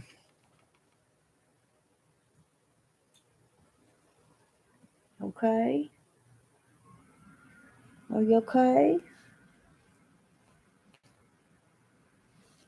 Then my biggin down here that weighs about 30 pounds, y'all. I'm not kidding. He weighs 20 almost 29 pounds. He is so huge. I couldn't even lift him up now to show him to y'all, but he is freaking huge and old. He just kind of lays around. He's not doing all that great either, but he seems to be in better health than her. Jonathan's in the U.S., but the town I live in has no tolerance policy for that particular clinic when it comes to COVID.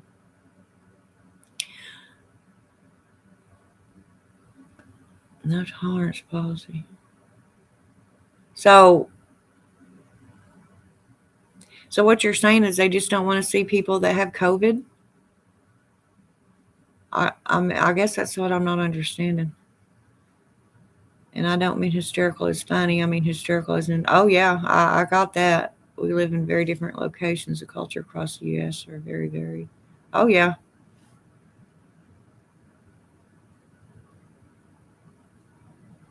But Danny had like 7 or 8 to use yours last night. But Danny had like 7 or 8 to use your. Oh, seizures. Okay. No COVID patients allowed. Damn. So I guess they're a medical clinic, but they're just picking and choosing which conditions they'll treat. That makes no sense. Not if you have COVID at the clinic, so I had to go somewhere outside of that town. Well, what if you don't know that you've got COVID? Wasn't you needing to be tested, or had you tested at home and you tested positive and just need to have it confirmed? Because some of those tests read wrong. Not very often, but they do give you a false positive or negative. But now, since my COVID is over with, I can at least now get this ear infection. Yeah, I'll get you on some antibiotics. Hi, Dan. How much is Lexi's vet visit? See why she's getting sick. They say it's that fungal infection.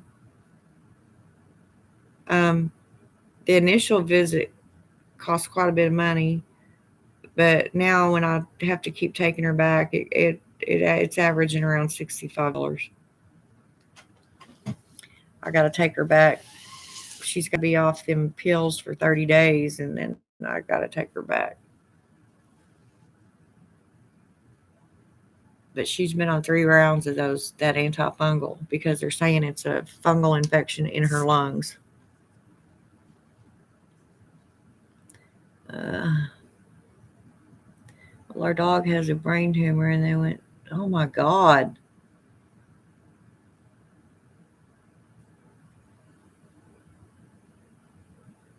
Oh, you've been watching, you ain't said nothing?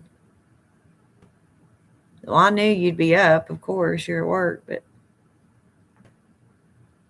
I didn't have any way to, I guess I could have messaged you.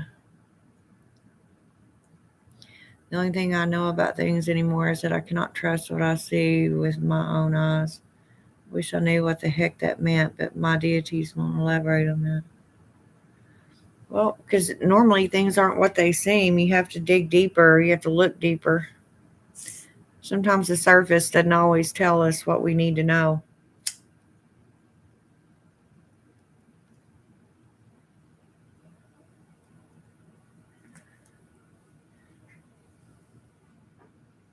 you could let me know. Oh, Dan, don't worry about it, sweetie. I appreciate it, but you got your things too. A great way to make extra money is going into thrift stores and selling things online. I've made over 3 grand doing that. It's not particularly easy or fast, but it does work. Yeah, I've thought about that too, John. But I don't have patience for that, and I'm not that good with computers. And then you gotta, take pictures and post your stuff. I don't know how to do all that. I just don't. I'm not. I mean, just in the last 10 years per se total, I have been even working with computers or on computers. Not even, yeah, about 10 years.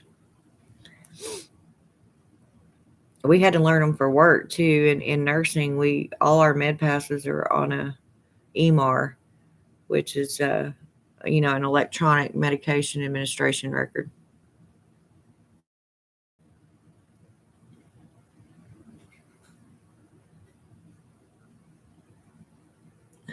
Great way to make it. Okay, you got it. They will not see or treat you or in prescription if you have COVID.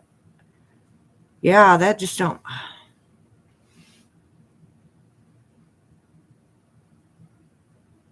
Go to ER or call ER ahead of time and say, look, I'm pretty sure I got COVID. I have a mask on. I need some help here. Yes, you could have. I did you. Um, what are you talking about, Dan?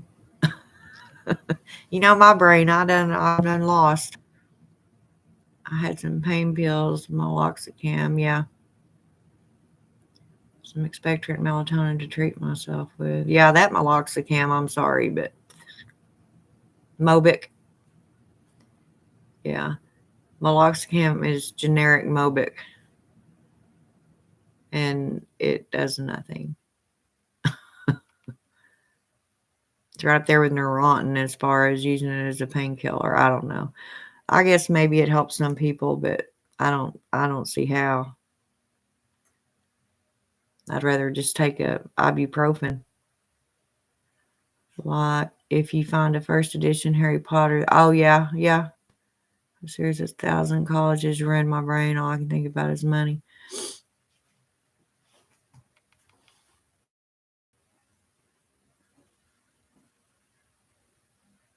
Yeah, Dan, I know you could help. You'd help, sweetie.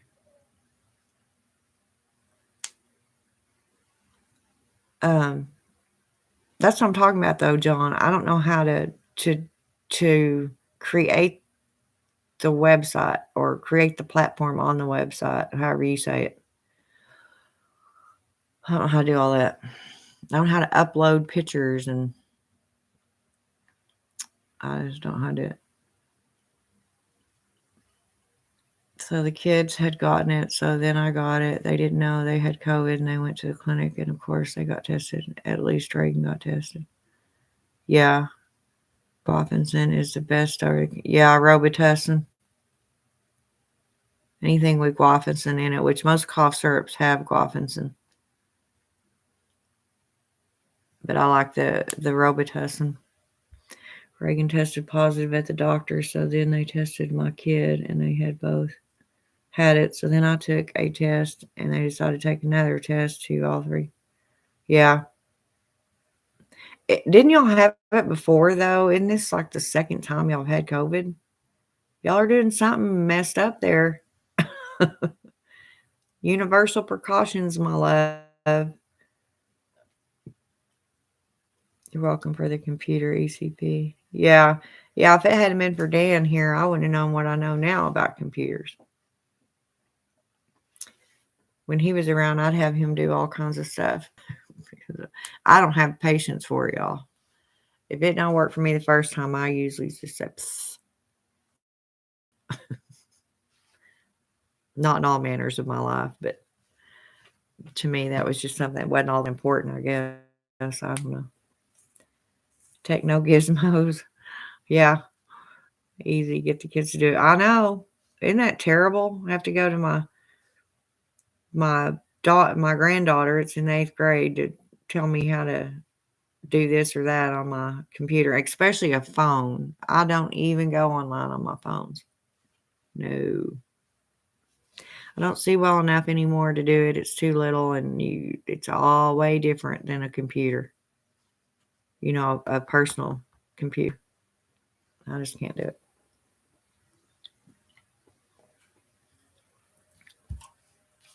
Don't have the patience. And I don't see well. Even with these on, sometimes I have to do this.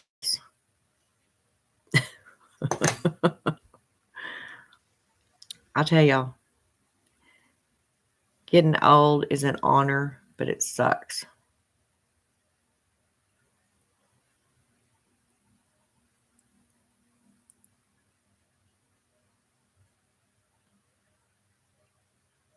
Yeah. So, Dan, have you been busy up there tonight? Are you still here? Hmm?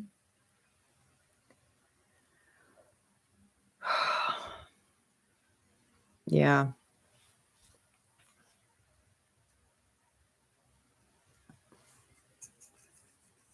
No.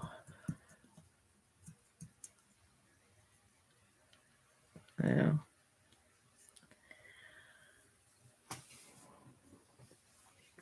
I finally got to Walmart, and I've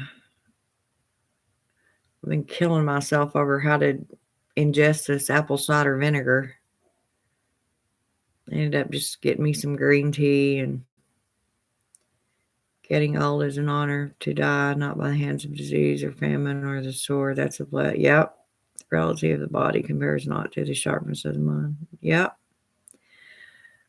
But as most of y'all know that watch my videos and talk to me, sometimes my mind's here and sometimes it's not. My problem is I get so many things flying around there, and I'm thinking so many thoughts at one time that I have to slow them down and go, whoa, wait a minute. Lady Blind Wolf, she's with me all the time, and she's like, "What did you say?" Or she'll politely correct me, or remind me of what I was saying. Sometimes I forget what I'm saying right in the middle of a sentence, y'all. Damn. But you're right, it is an honor. A lot of people don't get to be my age. That's what I said the other day. I don't know if it's an actual honor or a curse, gift or a curse, because I mean, it seems the older we get, just the more frustrated our lives become, and the more we are just frustrated all the time. I'm always mad about something, I guarantee it, even if it's at myself, because I can't remember, or I forgot something at the store, and I make lists. I make a lot of lists, and I always have. Now, whether I take the list with me, God damn. Hi, Brenda. Yeah, you can vouch, Dan. And they've got that Prevagen and all this other stuff out there that is supposedly good for your mind. I think honestly, y'all, a lot, not trying to make excuses for my own craziness, but I honestly think that a lot of mine is because just a lot has went on with me just in the last 2 years, So, I think a lot of that can make a person feel crazy. So, yeah, you're right, John. Blessed to the wonders and joys of existence, named to the sorrows of death and despair. Yep. The light and dark, dancing in eternal cosmos. Yep. That is so well said, John. It is very true. Um,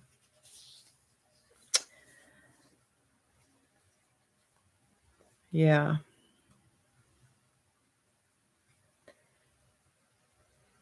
It's definitely all life is all the experiences in one go, in one setting. Some have it easier than others. Um, some have it worse. I think a lot of times it's how we take it, but damn it, I'm tired of it. I'm tired of things always going wrong, and I'm not going to get into all that with y'all and depress the hell out of you. The great and great embrace between life and death. We are literally comprised of the elements of We are something amazing, horrendous, and imperfect. This experience is something. Yeah, that's true. And I was talking earlier about where we go after this existence. I mean, witches, most of us believe in a summer land. Now, what that consists of, well, you know, common sense would tell you that it's probably a place that's always warm and bright and pretty, and rivers are flowing, summertime, all the time, all year round. Everybody's happy, everybody's content, blah blah blah. Um, I kind of would like to think that, and I've told y'all this now, going back to the scientific view of it. When people say there's no way we came from stars, how could you not possibly think that we came from stars? That an asteroid that hit the earth billions of years ago didn't plant us here. We are seedlings. I firmly believe that, because you look at all the things that our bodies are made with, all the elements. You have every element in your body.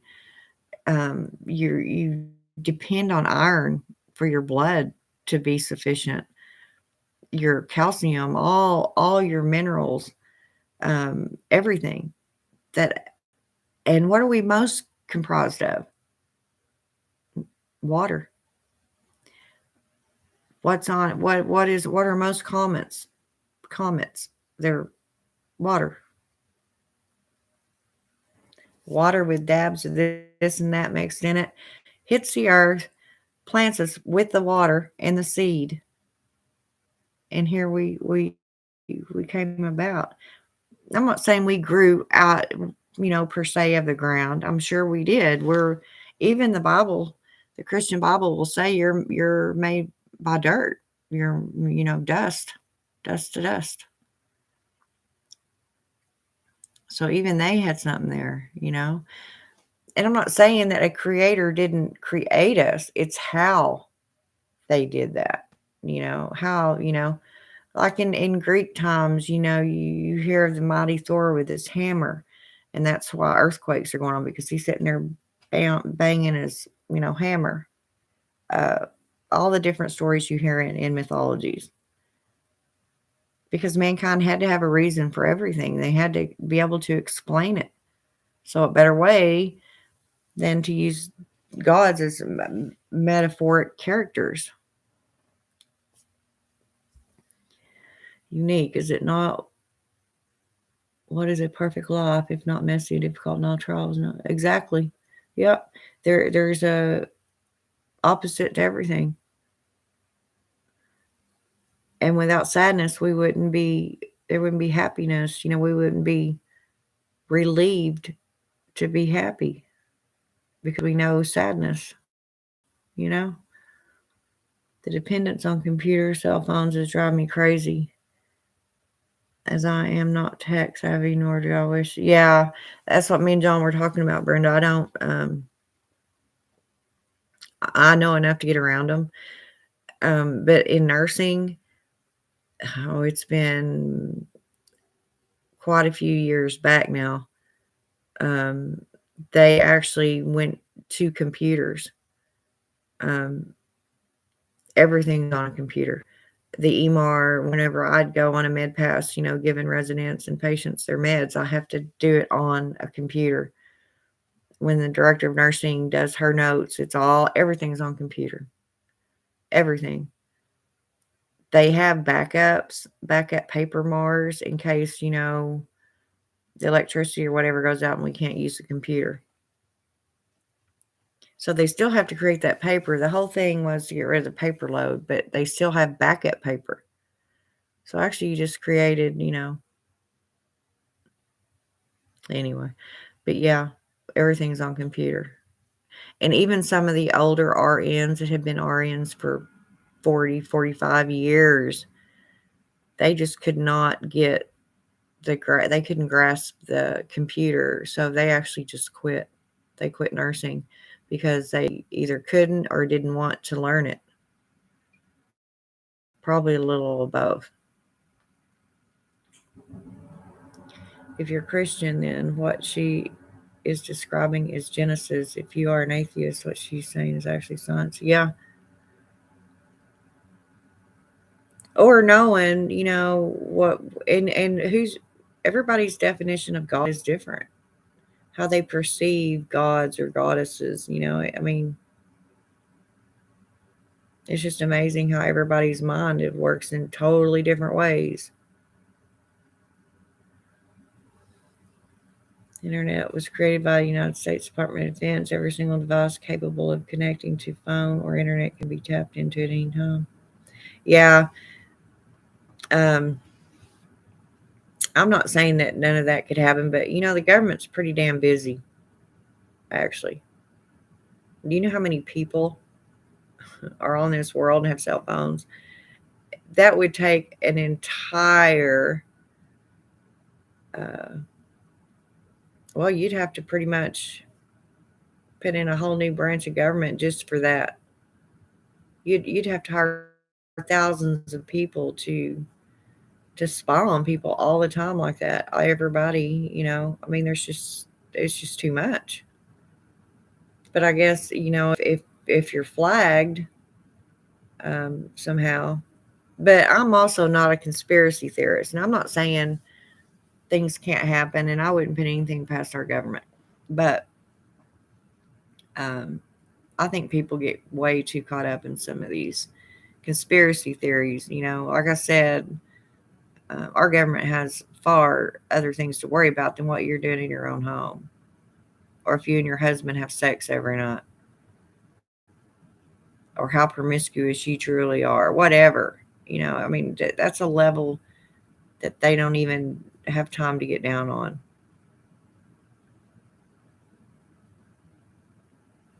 This makes it so you can get messages through without using long range radio due to ionospheric disruption caused by nuclear fallout. Yeah.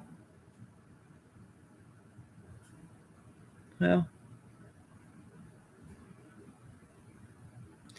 yeah, and I hear too, about all the conspiracies about it. They use high frequency signals that you don't even know you're receiving whenever they put them through your phones, through your computers, through your TVs. Guys, hello, radio waves. Yeah. I mean, that's always gone on. I mean, how do you think sound transmits? It's for sending messages to people when nukes fall. They just use your devices to broadcast, like when you get a yeah, yeah, yeah, yeah. But I mean, you hear some of these people talking, it's like, wow. I'm glad you're not in charge. I mean, and I'm not trying to make fun of people because I'm a very open minded person, but some of this stuff is just completely insane. I mean, number one, our taxes would be so far. I mean, they are pretty much so far that nobody can hardly live nowadays. Um, but they would be somebody would have to be paying be paid a lot of money to do all this crap all the time, and we just can't afford it.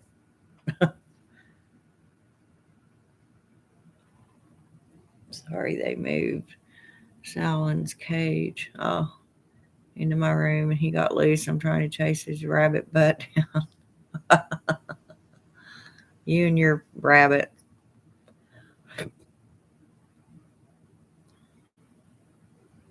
You know, I often thought if somebody was spying on me, John, I'd be like, "You're a bored son bitch." They'll be going, "God, how does that woman even remain? She just, God, I've never seen anybody so pathetic and boring."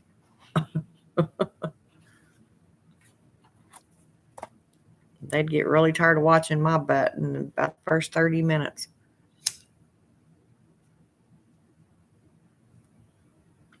But yeah, I love sitting and talking about all the theories and hypotheses and people's ideas of or origination, and you know, it's pretty interesting.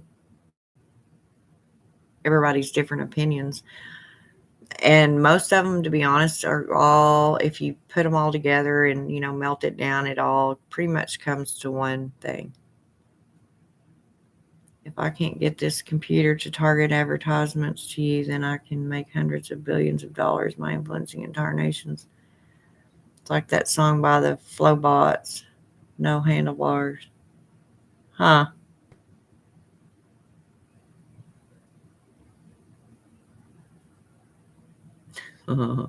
Well,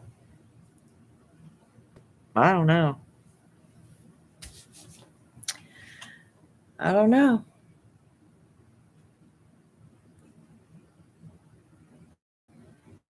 Brenda, are you still here?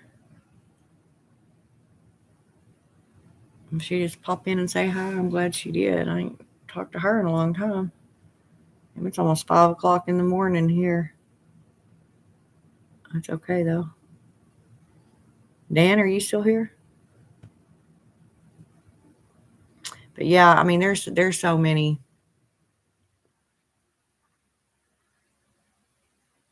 You can go down so many rabbit holes with so many different people. It really intrigues me to learn other people's ideas and what they think. Some of them I may agree with, some of them I don't. Some of them I could see how they would come to that conclusion. And it gives me other things to think about, like I don't have enough. That's all I do anymore is sit around and contemplate. I'm the great contemplator. Yeah, that gets nothing accomplished. There's Brenda. Okay. Yeah, I know you do. We've had a lot of discussions about some of this stuff. We're pretty much on the same page. That's why I understand, why so many people have such a hard time in believing in witchcraft. I mean, they do, but they think just the way they think about it, just or what they think it is, just really ticks me off. They're just stupid. It's not all about spells. There's so much more to it. And the lifestyle of a witch. There's just so much. He wants to learn spiritual warfare and defense. Pro tip: rock salt is the best barrier. Rock salt, yeah. Yeah, that would make sense. I mean, we use salt in all different forms, but rock salt is more dense and, you know, heavier, blah, blah, blah. Huh.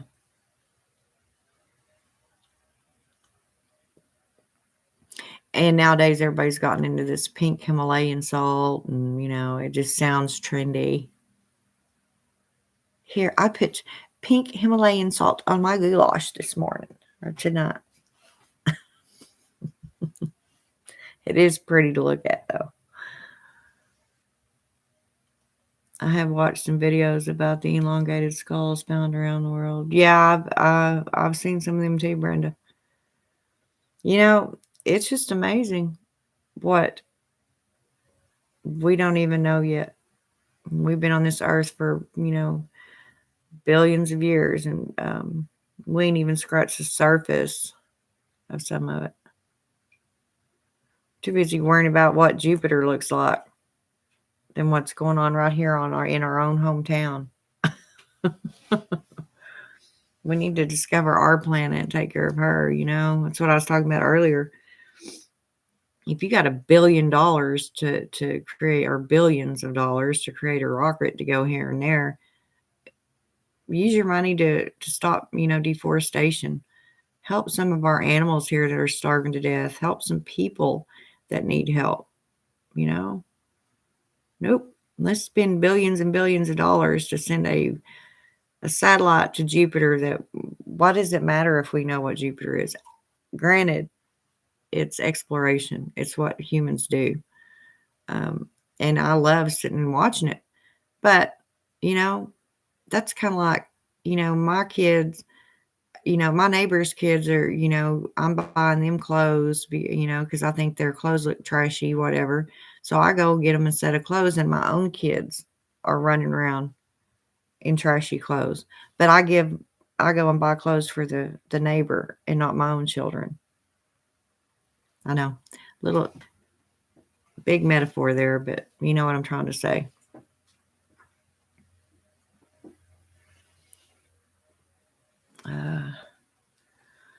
There are also different denominations of rat. Oh yeah, most paganistic traditions are differential upon these lines. Another major dimension is Neo versus.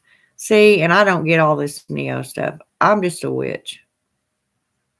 I am just a freaking witch. I mean, until I got online, I didn't even realize that there were so many different so-called, ways to describe witches. And I'll say this all the time. Please don't ask me, what type of witch are you? What do you mean? What type of witch am I? Well, are you a kitchen witch? Are you a hedge witch? And it's like, what the hell is all that? I've been a witch my whole life, damn near it. And I'm just learning what some of these other people are saying. I'm like, oh, I'm laying down. I apologize. It's okay, Lady Blind Wolf. Hell, it's almost 5 o'clock here. And I try really hard not to put down anybody else's beliefs in the system, and in their craft, but a lot of it just don't make any sense to me. No, I don't itemize myself. I don't stereotype myself. I guess I'm a kitchen witch if I'm in the kitchen cooking or making an herb or making my candles. I guess I'm a hedge witch if I'm going out doing my gardening. I guess I'm an herbal witch because I do use herbs. Most of us do. So ain't all of us herbal witches.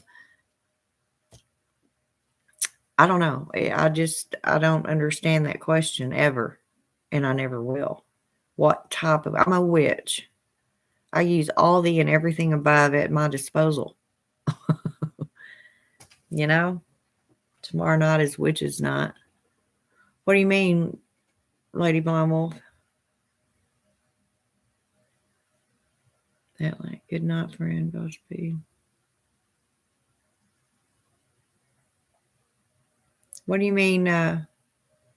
It's witches' night.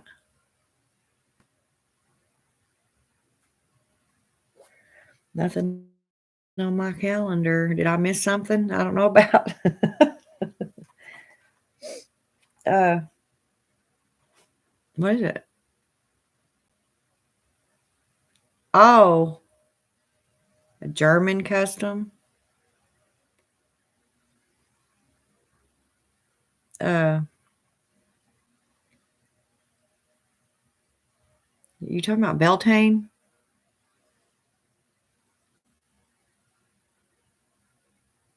Or in the States, Mayday? Mayday, Mayday. Uh,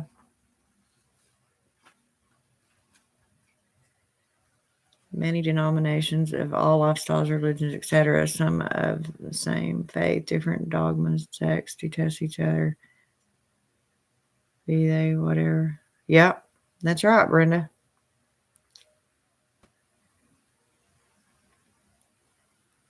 No, it's a night before Beltane. See, I have never heard that.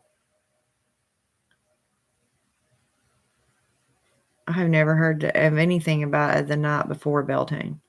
Beltane Eve or Mayday Eve. I guess it's very feasible. I mean, there's a Christmas Eve, there's a All Hallows Eve, there's Eve.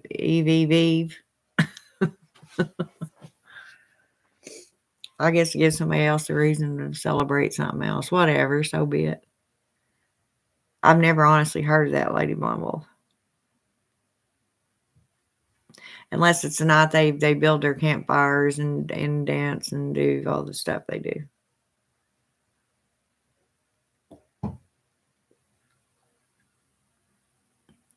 The type of which is determined by archetypical affinity. I don't know what that means, John. Determined by archetypical, I think you archetype. I have always had a hard time saying that. Archetype. I can't say it. Affinity. A quarrel between neighbors is a war between princesses. Princes. Ancient proverb. I like that word, Beltane. Yeah. Wolf Cardus month. I know I'm pronouncing it wrong, but there's. Yeah, I put that video in there. You talking about the one with by Fawn? Faun, the group Fawn that sings it? Yeah. Well, I posted it. I think I put it over there. I know I put it on my page, but that's Fawn.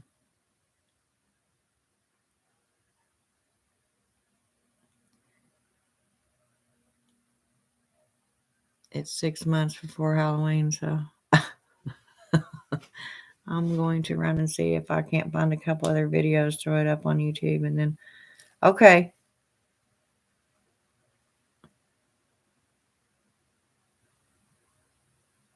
Good night, sweetie.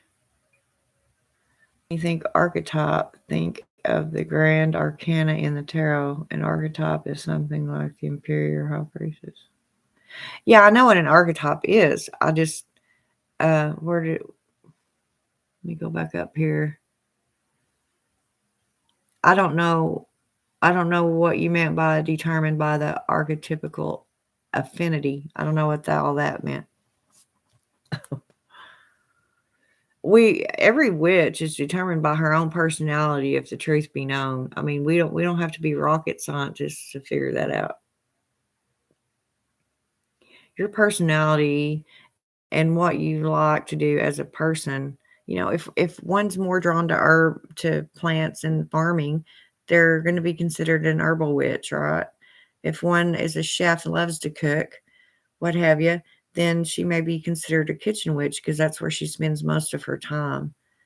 It could be something as simple as that. It doesn't have to be this big book that, everybody, the newer witches especially, it really confuses them because they think they have to stereotype themselves. I'm a witch. I use all of that. Okay. I'm just a witch. I have things I prefer. I have things I like better, but that doesn't make me, I'm in my kitchen all the time. It doesn't necessarily mean that I'm a kitchen witch. It just means I spend a lot of time in my kitchen. I don't know. That's all new too to me. And, the recent 15 years or so, I guess.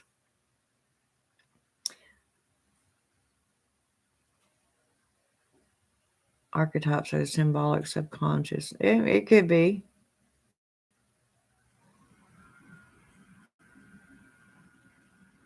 Symbolic subconscious.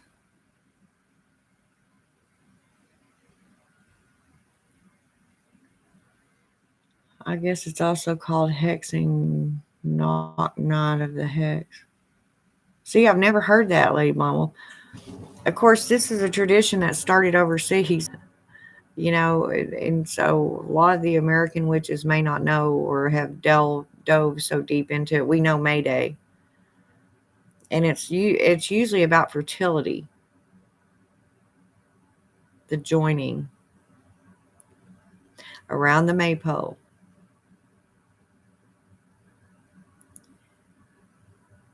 Robert Graves, The White Goddess, The Triple Goddess is a fascinating book. I read it a long time ago, but I still actually remember. The White Goddess.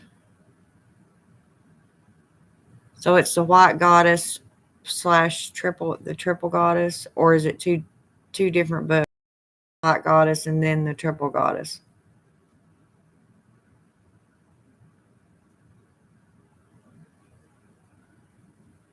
A kitchen witch is a documented thing. It's called a witch of the hearth, and are very valued for the ability to make homes all quite often employed. Yeah, but see, you'll hear people say I'm a kitchen witch, and then you'll hear people say I'm a hearth witch. Hence the goddess. See, I go blank, y'all. I'm not kidding. I know exactly who she is. Who's the goddess of the hearth in Greek? Come on, y'all.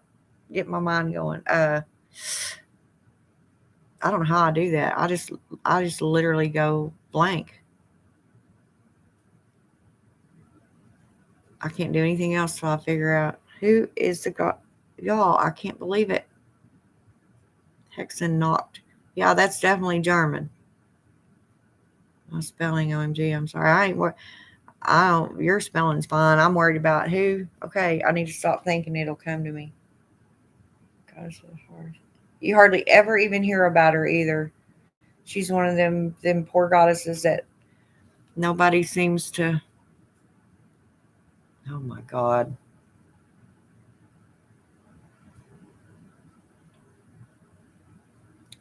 I think it's the first, but about the second, about the early fertility matriarchal religions.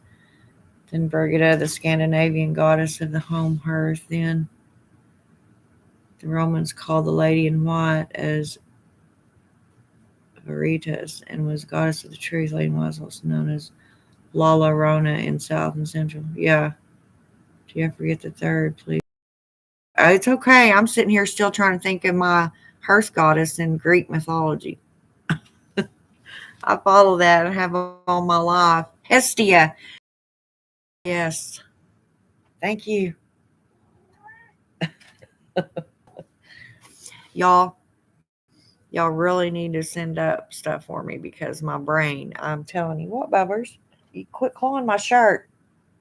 Quit that. No claws. I really do forget so easily now. It used to scare me because I thought I was getting dementia or Alzheimer's or some kind of crazy shit, but I truly think that it's just because I can't seem to keep my mind focused. I have so much going on that I don't know. You have the knowledge of a Magnus. Magnus Latin for master. Yeah. Yeah. I used to have a friend. Well, I still do, I guess. I just don't hardly talk to him anymore. He got off of YouTube and has went straight to TikTok only. Well, and Instagram, and I don't do either one of those. But his name was Magnus. Actually, he's over in Greece.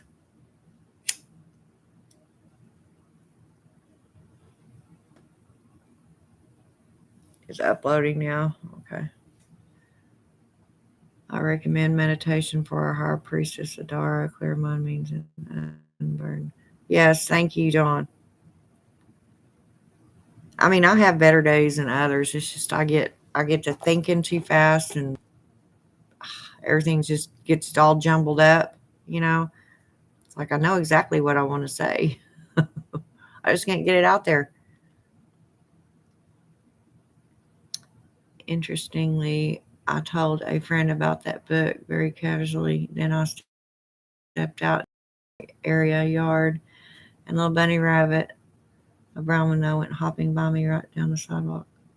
Aw.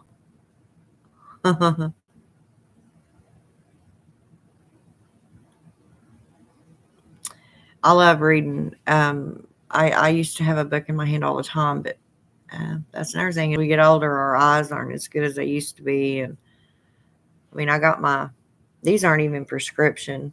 They're just simple reading glasses.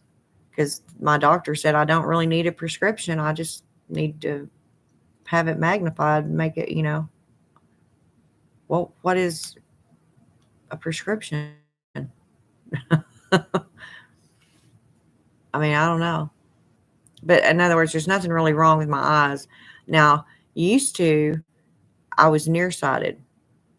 In fact, when I started college, I wanted to sit at the back of the room, be away from everybody. I was just kind of shy, but I couldn't see the board. So I had to move up closer. And now I'm farsighted and I can't see. Like right here without my glasses on, I know that there's wording there, but it's just a big blur. I mean, I literally can't see nothing, can't read nothing.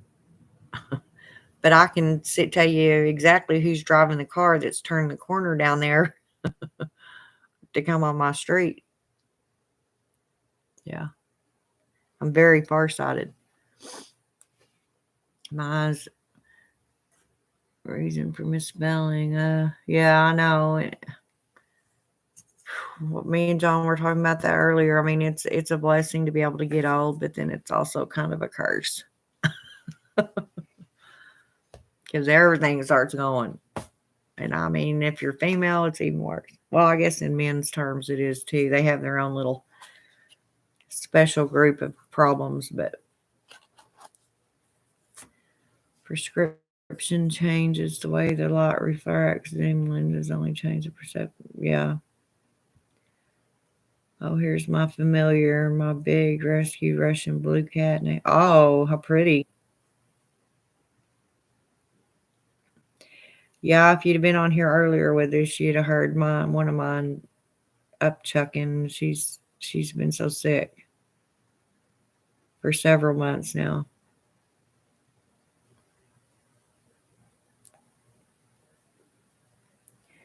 I tell you, it's really rough because, and I know most pet lovers, I feel the same way I do. People don't understand that these animals are like our children. I mean, they're human to us and they're very important. And, when they get sick or something and I'm beside myself, everybody else like, oh my God, it's just a cat. It's like, I can't believe you just said that. What do you mean it's just a cat? Get out of here. Don't ever talk to me again. Because I am that protective and loving of my animals. And I know, like my Jesse, he's at the very least 9 years old. I'm thinking he's probably between 10 and 11. And I know they're not going to be with me forever, but I just can't stand thinking of it. And Lexi been so sick. Ugh. And so it makes you think, okay, well, I'm not getting another pet again because that pain is so horrible. But I happened to see a meme on Facebook yesterday that made every bit of sense in the world. It's like, okay, yeah, you lost that pet, you left that pet, you missed that pet. But so many other pets out there need people like you to watch over them and love them and take care of them. And pretty much is what it said. Not to those exact words, but it kind of hit home with me because I had been feeling that way here lately. And then all of a sudden I see that. I'm like, see, message from the goddess. Boom brings me my familiars. One of my favorite is Her Royal Majesty, Miss Mittens, Longstalks the first. I would run into a burning building and die in a fire if that could. Yep. I'm telling you. They call me crazy because I see and hear my familiars even after their lives have ended. Well, no, that's not crazy. Not crazy at all.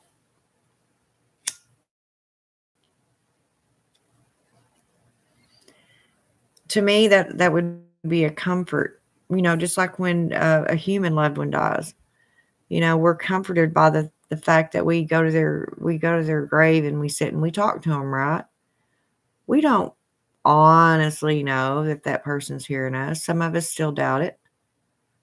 And you go to the grave because it's visual, just like our altars as witches.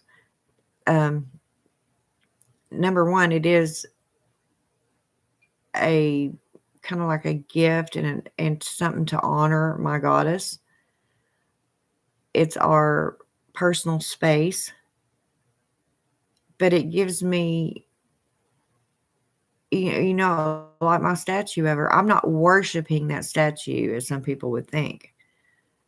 That is a visual, um, something visual for me to look at it, so I can relate better. Does that make sense? I think most humans are like that. We have to see things. It has to be visual. But there's times I'm driving down my car and I just talk away to her like she's sitting over in the seat next to me. And in my mind, she is. I talk to her all the time. I don't necessarily always put an altar together. At night, sometimes before I'm going to sleep, I'll lay there and stare up at the ceiling in the dark and just talk away to her. You know, I told Dr. Person I found a book, and when I do the things in the book actually happen. They're real, like you and I are in this room. Boom, schizophrenic. Well, it makes you wonder. I mean, I've worked in some psychiatric hospitals, and with people with minds like ours. I'm wondering, like, maybe they really did hear that person. Maybe they really are, hearing the lower level of demons that are, running rampant. Maybe they are hearing old negative spirits. Who knows? They just can't prove they are, so they have to put a name and a diagnosis on it. It has to be created as a disease. No, I'm not sharing that book. What is it, John? My cat's way cooler than my humans and smarter and better looking. Okay, I'm weird. I know how you feel, Brenda.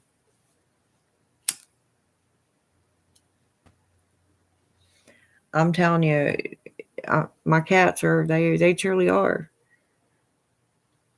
The the love is definitely there for my animals, and always has been, my whole life, even before I had my children, or actually knew what it was called as far as love goes. But I don't know.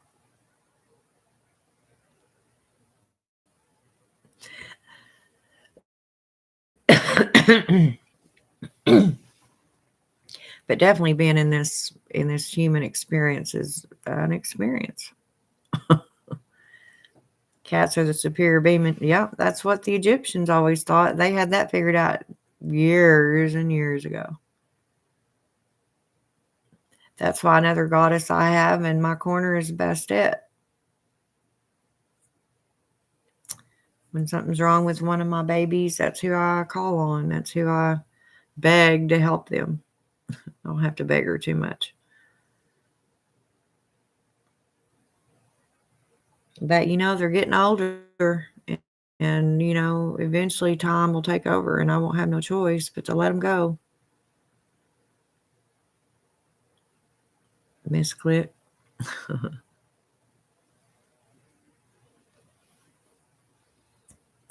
But you're right. The human experience, and actually, it's kind of tragic.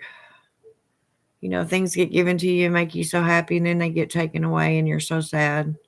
And that's within anything. That's relationships. That's your family. That's age progression. That is just time in itself. And whoever coined the phrase, time is our enemy. There is some truth to that. Um, but as with anything else, there's a negative and a positive. Um, I guess it just depends on how you look at things. I saw the script of my mom's first Dashhound around 6 months after he passed. He came to comfort me. I was in a half awake, half asleep state. Yeah, paralysis. Just sitting on the end of my bed. Aw. Time in a Bottle by Jim. Yep. Yep. You know, and I know this sounds terrible, and everybody copes with things in their own way. But as being in nursing all my life, I've seen a lot of very traumatic and heartbreaking and very emotional situations, and I've had to deal with them on a daily basis every day for years, even with just one individual. And it's not just one individual; it was a whole hall full of them. Or we learn ways to cope. If we didn't, we wouldn't be able to do our jobs. You know, we learn very, very early in the field not to just sit and contemplate on things. Um, you'll talk yourself out of even going back. And your first objective is people need you. They depend on you, they count on you, and you need to be there. And you can't let all your misgivings and your own personal affirmations to get in the way of that, or it defeats the purpose of your calling. So um, it's really hard, but you learn how to do it. I mean, I remember my first resident that died on me. I was just beside myself, and even more so that I had never touched a dead person in my life. I was only 15. I was a nurse's aide, and that just about destroyed my whole nursing career. I didn't think I could ever go back in that building. It was just very traumatizing to such a young girl. And with a heart like mine, I was beside myself. And of course, my mother was a nurse, an LPN. So at the time, or in Texas, they're LVNs. Um, and I had to have the conversation with her. She kind of, um, but there's different fields of nursing too. Whenever you go into geriatrics, you're pretty much asking to see all this because that's in stage, that's in life experiences. And so you're going to have all your dementias and your Alzheimer's and people's bodies just wearing out. It happens all the time. So um, it is what it is. Know where you're going if you're going to nursing. If you believe in the afterlife and there is no difference between death and vacation, yep, one way or another you will be united somewhere beyond the sea. My lover stands on golden sands. Yep. And you're right. It all depends on how you look at it. I like to believe that my daddy and my granny and people I love that went before me are just on a different plane, just out of my reach. Here, but just out of my reach, even as a witch, although I can possibly summon them. If they're willing, that spirit also has to be willing. You know, it's said in the witch field that you can just do whatever, and you can, but that spirit also has to be willing to uh, comply. You're gonna have a very unruly spirit on your hands if you can even get them there in the first place. And I remember my grandma telling me, when I'm gone from here, I don't want to come back down, because I used to have these conversations with her. It's like, what am I going to do when you're gone? What if I'm still here and you're not? I've had you my whole life, and you're my rock, and I love you, and I just can't imagine life without you. And we'll get to talking. She's like, I don't want to be back down here. My opinion is, when death comes bearing its gaping gnaw, when the gold grips of the reaper come, calling to pull your ticket, the best response is, fight me for it, and then you make death earn it. Which could also be um, a metaphor to that, could be fighting cancer. There's people that fight cancer every day that do that exact same thing. It's like, fight me for it. I'm going to fight you, you know, because it's in our nature to live, to persevere, to overcome. Um, that's why, I'm not even going there. I'm not even bringing that up. But uh, there's other psychological conditions that I don't understand just because they go against what I perceive as human nature. And as far as self preservation goes, you know, self preservation is what we thrive on. If we didn't have any self preservation, we would not exist. Not for very long. Summoning the dead is necromancy, which is something I don't. Oh, I know. Better than summoning is piercing the veil. The difference is clairvoyance. Yep. Yeah. Uh, that's another thing I discuss on a lot of my older videos is that, people go buy a Ouija board or they'll get a crystal ball or they'll do these seances. And then if they do connect with something out there, they don't know how to handle it. They don't even know what they've really gotten a hold of. And that could be very disastrous. So even seasoned witches and people that are used to doing those sort of things are extremely careful and take extreme precaution when delving into something like that. It's not a game that teenagers decide to go buy one night and get drunk and decide to play, because it could be very detrimental. True psychopaths are humans in form only. True psychopaths are physically incapable of feeling. Yep. If you have ever actually felt sad or angry or upset, you will never know what it's like. Yep. Yeah. Well, if you never had, you don't miss what you never had, right, John? I'm telling you, when I worked in a private psychiatric hospital, um, and I actually talked to a lot of them patients. Um, just to try, and of course, in college, I took psychology, and you've got all these stories and stuff, referrals that you refer to, and how so and so came to this conclusion that this is the condition, whether it's a condition or a disease, blah blah blah blah blah. But I'll tell you, it's kind of scary when you see how the human brain is so powerful. It is just so freaking powerful, but yet and it's so strong, but yet it's so weak.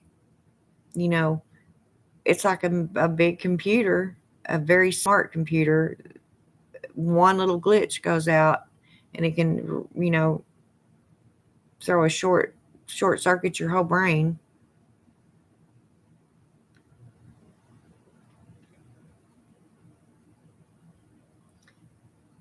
Number two, played with the Ouija board at age 11, first and last time after the bathrobe came off the bunk bed. Post danced in the air by itself while I and friend futilely attempted to emit a scream. Yeah, see? And I mean, what if that had been a truly malevolent spirit that literally invaded your body? You know? I mean, you have to know protections. You have to be able to protect yourself. What, Bubba? What is it? I know. Give me a minute, okay? Just a minute. Boy, he's throwing orders around over here. Um, True psychopaths quite literally have themselves they're empty and Yeah, that's what I was gonna say. Talking to them is like talking to a blank slate. Uh, Divorce paperwork are very safe if you take. Yeah. Um, that's what I was gonna say. In that facility I worked at, while talking to a true psychopath, um, when the doctor decided that they were okay enough to leave, whether it be switching their meds up, whatever he did, he released them. One in particular kind of still stands out in my mind to this day. And this was back in like 2006. Um, I was the administrative assistant to the director of nursing. So I was in charge if nobody had rides out of the facilities because, we'd have people that were in the facility and their home was like 3 or 4 hours away. So we would try to help them arrange transportation. And if they couldn't, then we took them ourselves. We provided them a way home. And I had to arrange all that. So one day we were sitting there talking, waiting, on the person I had called in to come and drive this person. Uh, I could never get no response out of him. Most of the people, would even hug some of them and say, good luck. I hope things work out better for you and I don't have to see you back here and yada yada. And with him, I might as well have been hugging my teddy bear or talking to my teddy bear. I mean, he would look at you, but I can't describe how the eyes are. They're like blank. It's like empty. You can literally look in some people's eyes and just see emptiness. There's nothing there. And that's how he was. And I felt really sorry for him. It's like, in a way it's a blessing because you don't feel hurt, you don't feel pain or mental hurt and mental pain, but you also don't have the joy and the happiness, you know. It's just kind of like just level all the time. And it's just something I have never truly understood. But whatever part of the brain controls that isn't functioning. And so we try to get chemicals in there to help that. And sometimes the chemicals are worse than, the condition to me in my eyes. But your car has a sign, meow. Oh, my cat. Yeah. Yeah.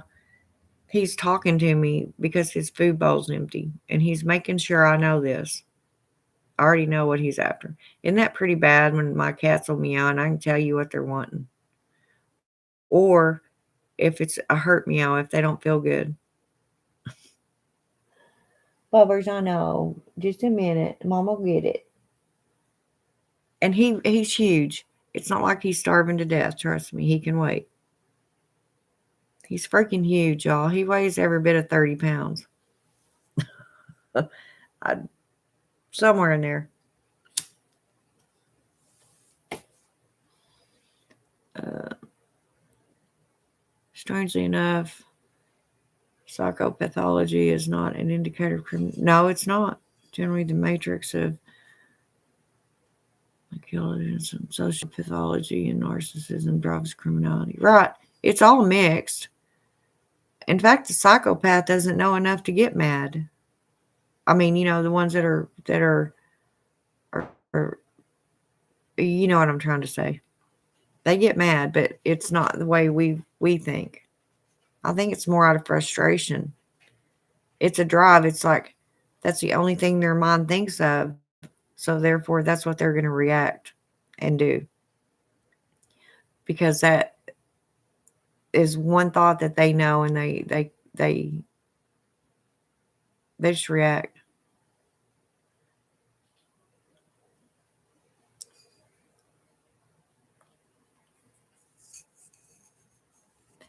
And your schizophrenics, they're more afraid. It's like literally having a cornered feral cat. They're just scared to death. They don't. they're hearing everything, and in their mind, it's real because it is very real to them. They are actually hearing and seeing these. It makes you if it's not the spirit world, you know.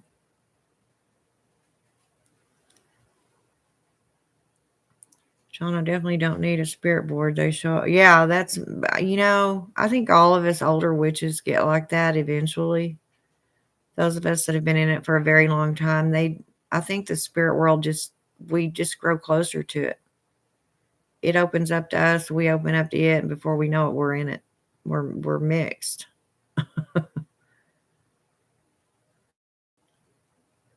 Do you enjoy their presence? That's a good question. I like the weird Machiavellian. Yeah. I mean, you can do the science and apply all the sciences into witchcraft. It consists of every single one of them, and the same that you can do in the human anatomy. Um, it all depends on how you perceive it and how you deal with it. I don't.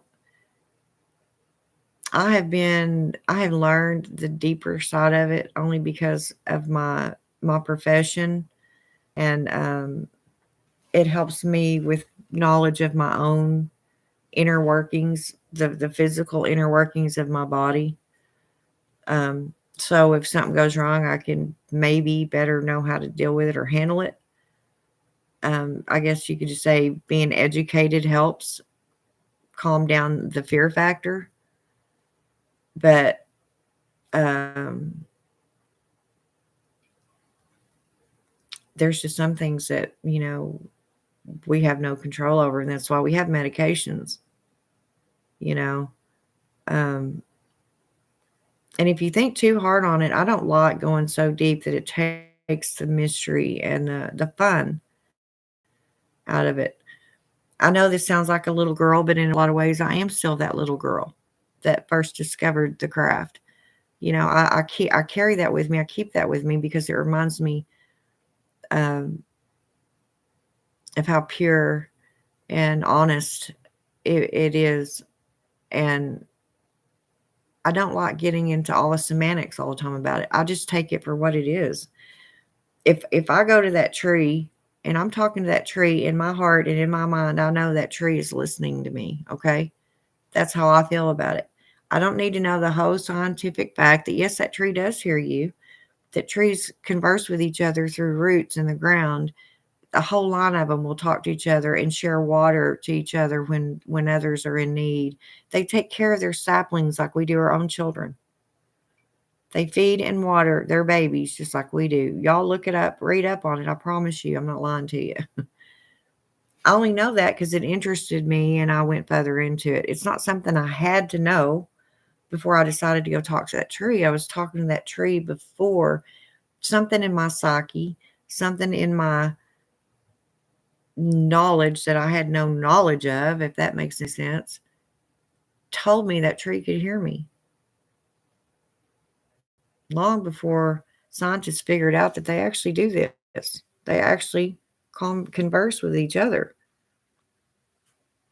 That a big old kitty, huh? Yeah.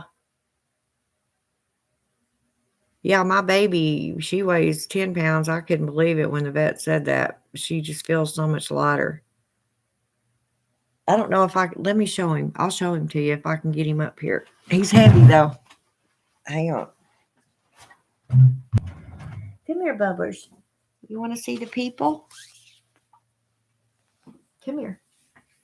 Come here. Can mommy hold you a minute? Can mommy see you? Come here, baby. Come here.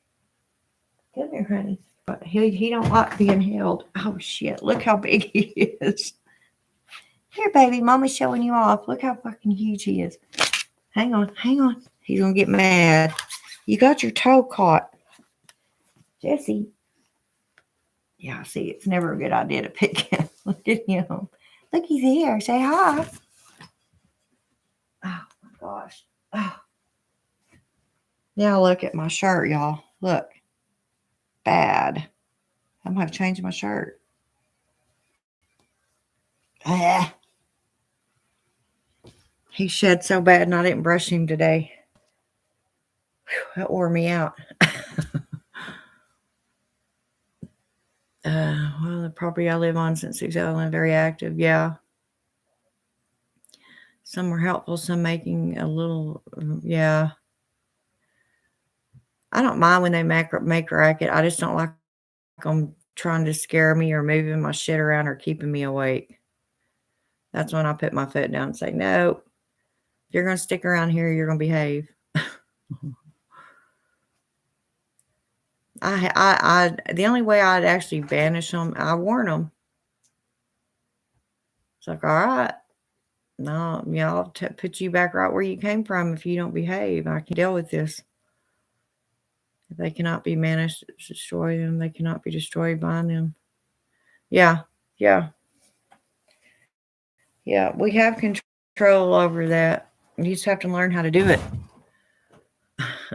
Don't be an inexperienced witch and they're trying to summon spirits and then not know what to do with them because they can literally just wreak havoc in your life. It's not something to play with. This shit is real, people. It's not something to be toyed with. That's what I try to especially the ones wanting to get into witchcraft. You can learn how to summon something, but you better make sure you know how to get rid of it too.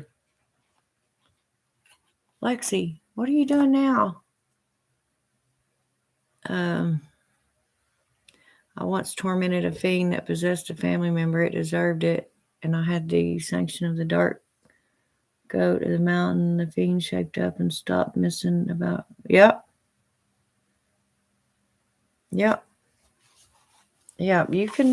You can control it. Can't wait while he's on. Oh yeah. My cat is huge, huh? And there's my little Lexi here. She's put on some weight now because she had been so sick. But at the height of her sick, she weighed 10 pounds. So she's probably 12 now, 12 or 13. But that kitty's Garfield, you ought to hear him. He'll talk to you, I'm telling you. He's very smart. He's a big cuddle. He's just a big baby. He's a big baby. Him's old now, though. He's a sweetie. Him's so sweet. Him is so sweet. Him is. When I had my heart attack and I came home from the hospital, I didn't have Lexi yet, but he was there. And he wasn't one to ever really sleep right up on me. But for the first couple of days I was home, he'd lay down in the bed beside me and he'd put his paws, and his arms over my chest real lightly. And that's how he'd sleep, with his head on my chest. Pretty strange. And after that couple of days, he never done it again. And I had to be real careful, because they had to do a lot of chest compressions on me. And then I had I was in the hospital for that week, and my chest was very sore. But I just knew in my soul that he was watching out for me. He knew what had happened. I swear my cat's jealous. He's a very jealous cat, but this is silly, huh? Yeah. Yeah. Him's getting old.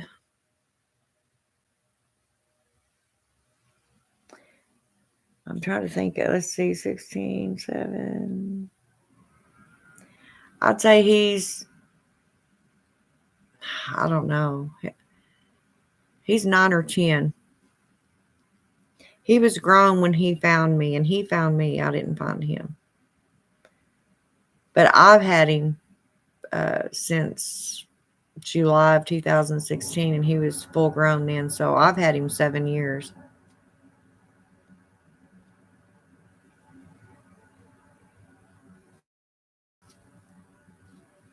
So I'd say he's about 9, actually. My kitty named Dollar is about 25 pounds of pure muscle. He is genuinely scary to be in the same room with because he's basically a Bob. Oh, with God's, I'm guessing. Yeah, Thor's an excellent point about being able to get rid of one if it has to be done. Oh, yeah, yeah, yeah. I don't like thinking about it, but we all know that eventually, one day it's probably going to happen. They don't live forever. And you don't. It hurts. It hurts really bad. And you say, I'm not doing that again. Not getting no more pet. And I didn't. I didn't have a cat for a long time. I wasn't going to have another one. I'd had him my whole life. And then this one, Jesser's down here, he found me. And the goddess decided, yes, you are going to have a cat. I'm sending this cat to you, and you're going to take care of it. So now I got all this cat hair all over me. I'm going to have to get it off. I got to brush him. Um, yeah, John Oliver sounds amazing. Yeah, John's really smart too. I like listening to him. He uh he educates me on a lot of things. Memento mori. Okay.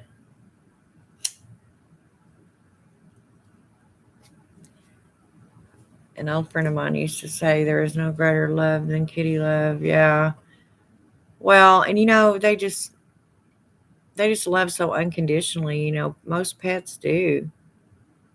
They don't care how much money you make. Now they may care if they're stuck in a house and, they don't have any food and you don't let them outside to find their food. Money means nothing to them unless it's something in a roundabout way like that. Or you don't have their litter down and then you bitch at them because they poop or pee on your carpet because you haven't changed the litter, you know. Cats are very, very easy and accommodating animals.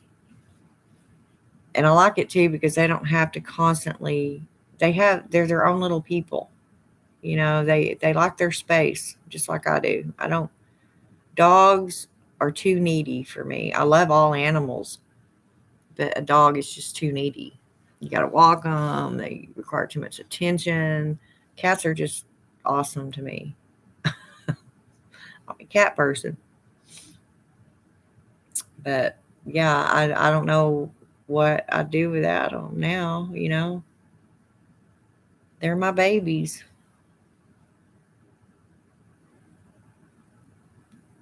And Lexi, I've literally had since she was 5 weeks old. So it's like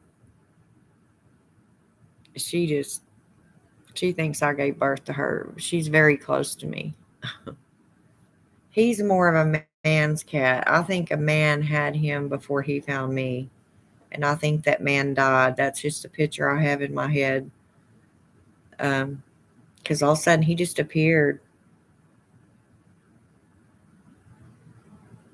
I think probably what happened to him and why I feel this, I don't know. But I think an older man had him and the older man died. And his family just kind of like put him outside and left him to his own devices is always the feeling I've gotten from him.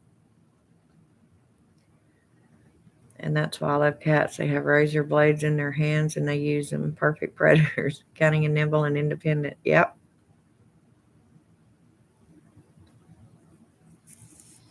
Yep. Like I said, I love all animals, but cats have always just been my go-to. You know.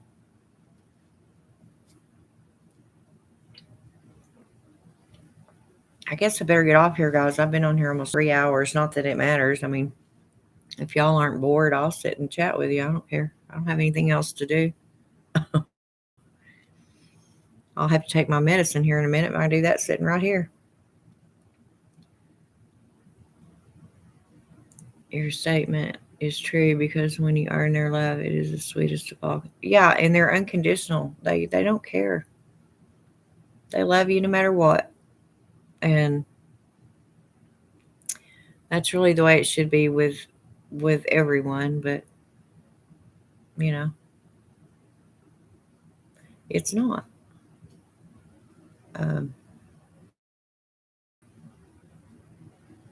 like their different personalities. Every single cat I've ever had, and that's a lot of them in my time. I remember each one of them, and I remember each one of their personalities was totally different. Sadly, I must go, but I hope to. Okay, Brenda. How's it getting soon? I have a female stray who showed up in early February, and she lives in the garage. By choice, I'm going to go. Oh, and give her some food. Oh, bless your heart, Brenda.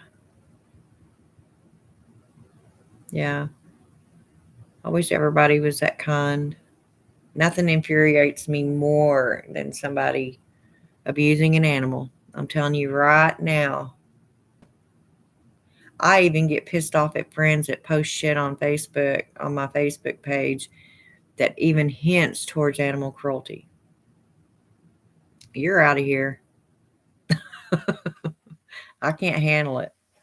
Now I can sit and look at dead people all day long in car wrecks and blah, blah, blah. Call me weird, but I cannot stand to see an animal hurt or, abused.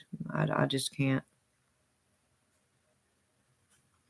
Okay, guys, I'm so glad y'all came on here and visited with me. I will come back on here again. If y'all have any ideas for me to do videos on, or if you have any questions, either I'm more than welcome them, because I run out of ideas. So let me know. My email is thecrone51 at gmail.com. The Crone, CRONE 51 at gmail.com. Okay. Love you guys. Blessed be.